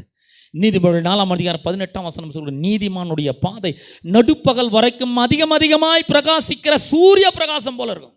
சிலருக்கு எதிர்காலமே இருண்டு போயிருக்கலாம். நான் அந்த மாதிரி ஆட்களுக்கு பார்த்து சொல்கிறேன், உங்கள் எதிர்காலம் ரொம்ப பிரகாசமாக இருக்க போகுது. கர்த்தர் உங்களை ஆசீர்வதிக்க திட்டங்களை வச்சிருக்கிறாரு. ஆனால் நாம் என்ன பண்ணோம்? இதை விசுவாசிக்கிறதோடு நின்று விடாமல் நாம் எடுத்து ஆண்டவருக்காக தைரியமாய் கொடுக்கிறவர்களாக இருக்க வேண்டும். இதுக்காக எந்த ரிஸ்க் எடுக்கிறதுக்கும் நம்ம ரெடியாக இருக்கணும். என்ன மாதிரி ஒரு ரிஸ்காக இருந்தாலும் அதை எடுக்க ரெடியாக இருக்கணும். நம்ம எத்தனை பேர் சொல்கிறீங்க, கண்டிப்பாக நான் எடுப்பேன் ப்ரோ? இன்றைக்கி நான் தெரிஞ்சுக்கிட்டேன், இது நான் கொடுக்குறதுனால அவர் ஆஃபீஸ் நடத்துறது இல்லை, அவர் எனக்காக நிறைய சேமித்து வச்சுருக்கிறார், சம்பாதிச்சு வச்சுக்கிறார், ஆயத்தப்படுத்தி வச்சுக்கிறார். அதை எடுக்கிறதுக்காக தான் நான் கொடுக்குறேன். இன்றைக்கி எனக்கு நல்லா வழங்கிடுச்சு. இனிமேல் என் வாழ்க்கையில் குறைவுக்கு இடமே இருக்க மாட்டேன், கொடுக்க மாட்டேன். நான் எல்லாத்துலேயும் நான் கர்த்தருக்கு முதல்ல கொடுப்பேன். எல்லாரும் எழுந்து நிற்போம். கர்த்தர் உங்களை ஆசீர்வதிப்பார். எல்லாரும் எழுந்து நிற்போம். ஜெபிக்க போகிறோம். அற்புதமான இந்த 3 நாள் கூட்டங்களுக்காக கர்த்தருக்கு நான் நன்றி செலுத்துகிறேன். எவ்வளோ கிருபையா தயவா அந்த 45வது ஆண்டை காணும்படியாக கர்த்தர் பாராட்டின இரக்கத்திற்காக கிருபைக்காக கர்த்தருக்கு நன்றி சொல்லுவோம். நல்ல சத்தியத்தை இன்னைக்கு நம்ம கேட்டிருக்கோம். நல்ல கரங்களை உயர்த்தி வாய்களை திறந்து நல்ல ஆண்டவரே உமக்கு நன்றி ஆண்டவரேன்னு சொல்லுவோம். எல்லாம் கரங்களை உயர்த்தி தைரியமாக நல்ல வாயை திறந்து சொல்லுவோம். ஆண்டவரே உமக்கு நன்றி, இப்பேற்பட்ட சத்தியத்தை என் வாழ்க்கையில் கேட்கும்படி செய்தீர் ஆண்டவரே. இந்த சத்தியத்தை ஏற்றுக்கொள்கிறேன், விசுவாசிக்கிறேன், இதை செயல்படுத்த நான் தீர்மானம் எடுக்கிறேன் ஆண்டவரே. ஆண்டவரே, என் பலன் அல்ல, என்னுடைய பிரயாசம் அல்ல, என்னுடைய ஞானம் அல்ல, என்னுடைய திறம் அல்ல, உம்முடைய தயவு, உம்முடைய கிருபை என்னை இவ்வளோ தூரம் கொண்டு வந்திருக்கிறதுக்காக நமக்கு நன்றி செலுத்துகிறோம். நீர் சொல்லியிருக்கிறீர் எனக்காக நிறைய ஆசீர்வாதங்களை ஆயத்தப்படுத்தி வச்சிருக்கிறீர் என்று சொல்லியிருக்கிறீர். அதெல்லாம் எடுக்கிறதுக்காக தான் நான் கொடுக்குறேன்றது இப்போ நீங்கள் நான் விளங்கிட்டேன் ஆண்டவரே. ஆண்டவரே, உம்முடைய கையில் நான் கொடுக்கும்பொழுது அது திரளாய் பெருகுது என்பதை நான் விசுவாசிக்கிறேன் ஆண்டவரே. ஆண்டவரே, என்னுடைய வாழ்க்கை பிரச்சனைகளை, என்னுடைய பண பிரச்சனையை தீர்க்கக்கூடிய விதையை என் கையில் நீர் கொடுத்திருக்கிறீர் என்பதை விசுவாசிக்கிறேன். இன்னைக்கு வரைக்கும் அந்த ஒரு விஷயமா நான் பெருசா பார்க்காம இருக்கலாம், ஆனா இன்னைக்கு நான் அதை பார்க்கிறேன், நான் பெருசா பார்க்கிறேன், நிறைய வச்சிருக்கேன். இதை முதல்ல ஆண்டவருக்கு நான் தைரியமா கொடுக்குறேன். அந்த அம்மா எப்படி லைஃபே ரிஸ்க் எடுத்து கொடுத்தாங்களோ அது மாதிரி நான் ரிஸ்க் எடுக்க முடிவு பண்ணிட்டேன் ஆண்டவரே. இன்னைக்கு நான் அந்த ரிஸ்க் எடுக்கிறேன். வாழ்வா சாவா, கொடுத்தா சாவுன்ற மாதிரி மேலோட்டமாக தெரியுது ஆண்டவரே. ஆனால் நான் ரிஸ்க் எடுக்க ரெடி ஆகிட்டேன். நான் இந்த ரிஸ்க் எடுக்கும் போது நான் சாக மாட்டேன், வாழ்வடைவேன். கண்டிப்பா என்னை நோக்கி ஆசீர்வாதம் வரும். இதை நான் விரும்புகிறேன். அது என் வாழ்க்கையில வருகிறதற்காக உமக்கு ஸ்தோத்திரம். பணத்தை சம்பாதிக்கிறதுக்கான அபிஷேகத்தை, பலனை நீர் எனக்கு தந்திருக்கிறதுக்காக உமக்கு நன்றி ஆண்டவரே.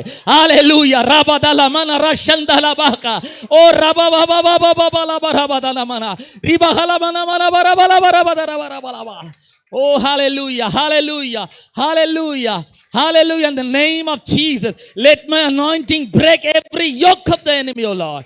Hallelujah. கடன் பிரச்சனைகள் முறிந்து போகிறதற்காக உமக்கு ஸ்தோத்திரம் ஆண்டவரே. இயேசுவின் நாமத்தினாலே கடன்களை ரத்து செய்கிற தேவன் ஆண்டவரே, கடன்களை தீர்க்க அதிசயமான முடிவுகளை ஆண்டவரே, தீர்வுகளை நீர் ஜனங்களுக்கு கொடுத்து கொண்டு இருக்கிறதற்காக உமக்கு ஸ்தோத்திரம் ஆண்டவரே. இருதயத்தை கர்த்தர் பக்கமாக அவர்கள் திருப்பட்டும் ஆண்டவரே. கர்த்தரை கனம் பண்ணுகிறதற்காக கொடுக்கட்டும், கர்த்தரை நேசிக்கிறதற்காக கொடுக்கட்டும். நீ சொல்லியிருக்கிறீர், உங்கள் பொக்கிஷம் எங்கேயோ அங்கே உங்கள் இருதயமும் இருக்கிறது. நாங்கள் பொக்கிஷத்தை கொடுத்தா இருதயத்தை கொடுத்த மாதிரி ஆண்டவர், நீங்கள் மாளும்பொழுது உங்களை பரலோகத்தில் ஏற்றுக்கொள்வார் உண்டாகும் பொருட்டு அநீதியான உலக பொருளினாலே இந்த உலகத்தில் சிநேகிதரை சம்பாதிங்கள் என்று சொல்லியிருக்கிறாரு. இந்த சிநேகிதர்களை சம்பாதிக்கணும், எங்களுக்கு பணம் வேணும் ஆண்டவரே. இந்த பணம் எங்கள் கைக்கு வரணும் ஆண்டவரே. இயேசுவின் நாமத்தினால் இந்த பணத்தை வான் கூப்பிடுறோம் ஆண்டவரே. In the name of Jesus, money cometh to me now.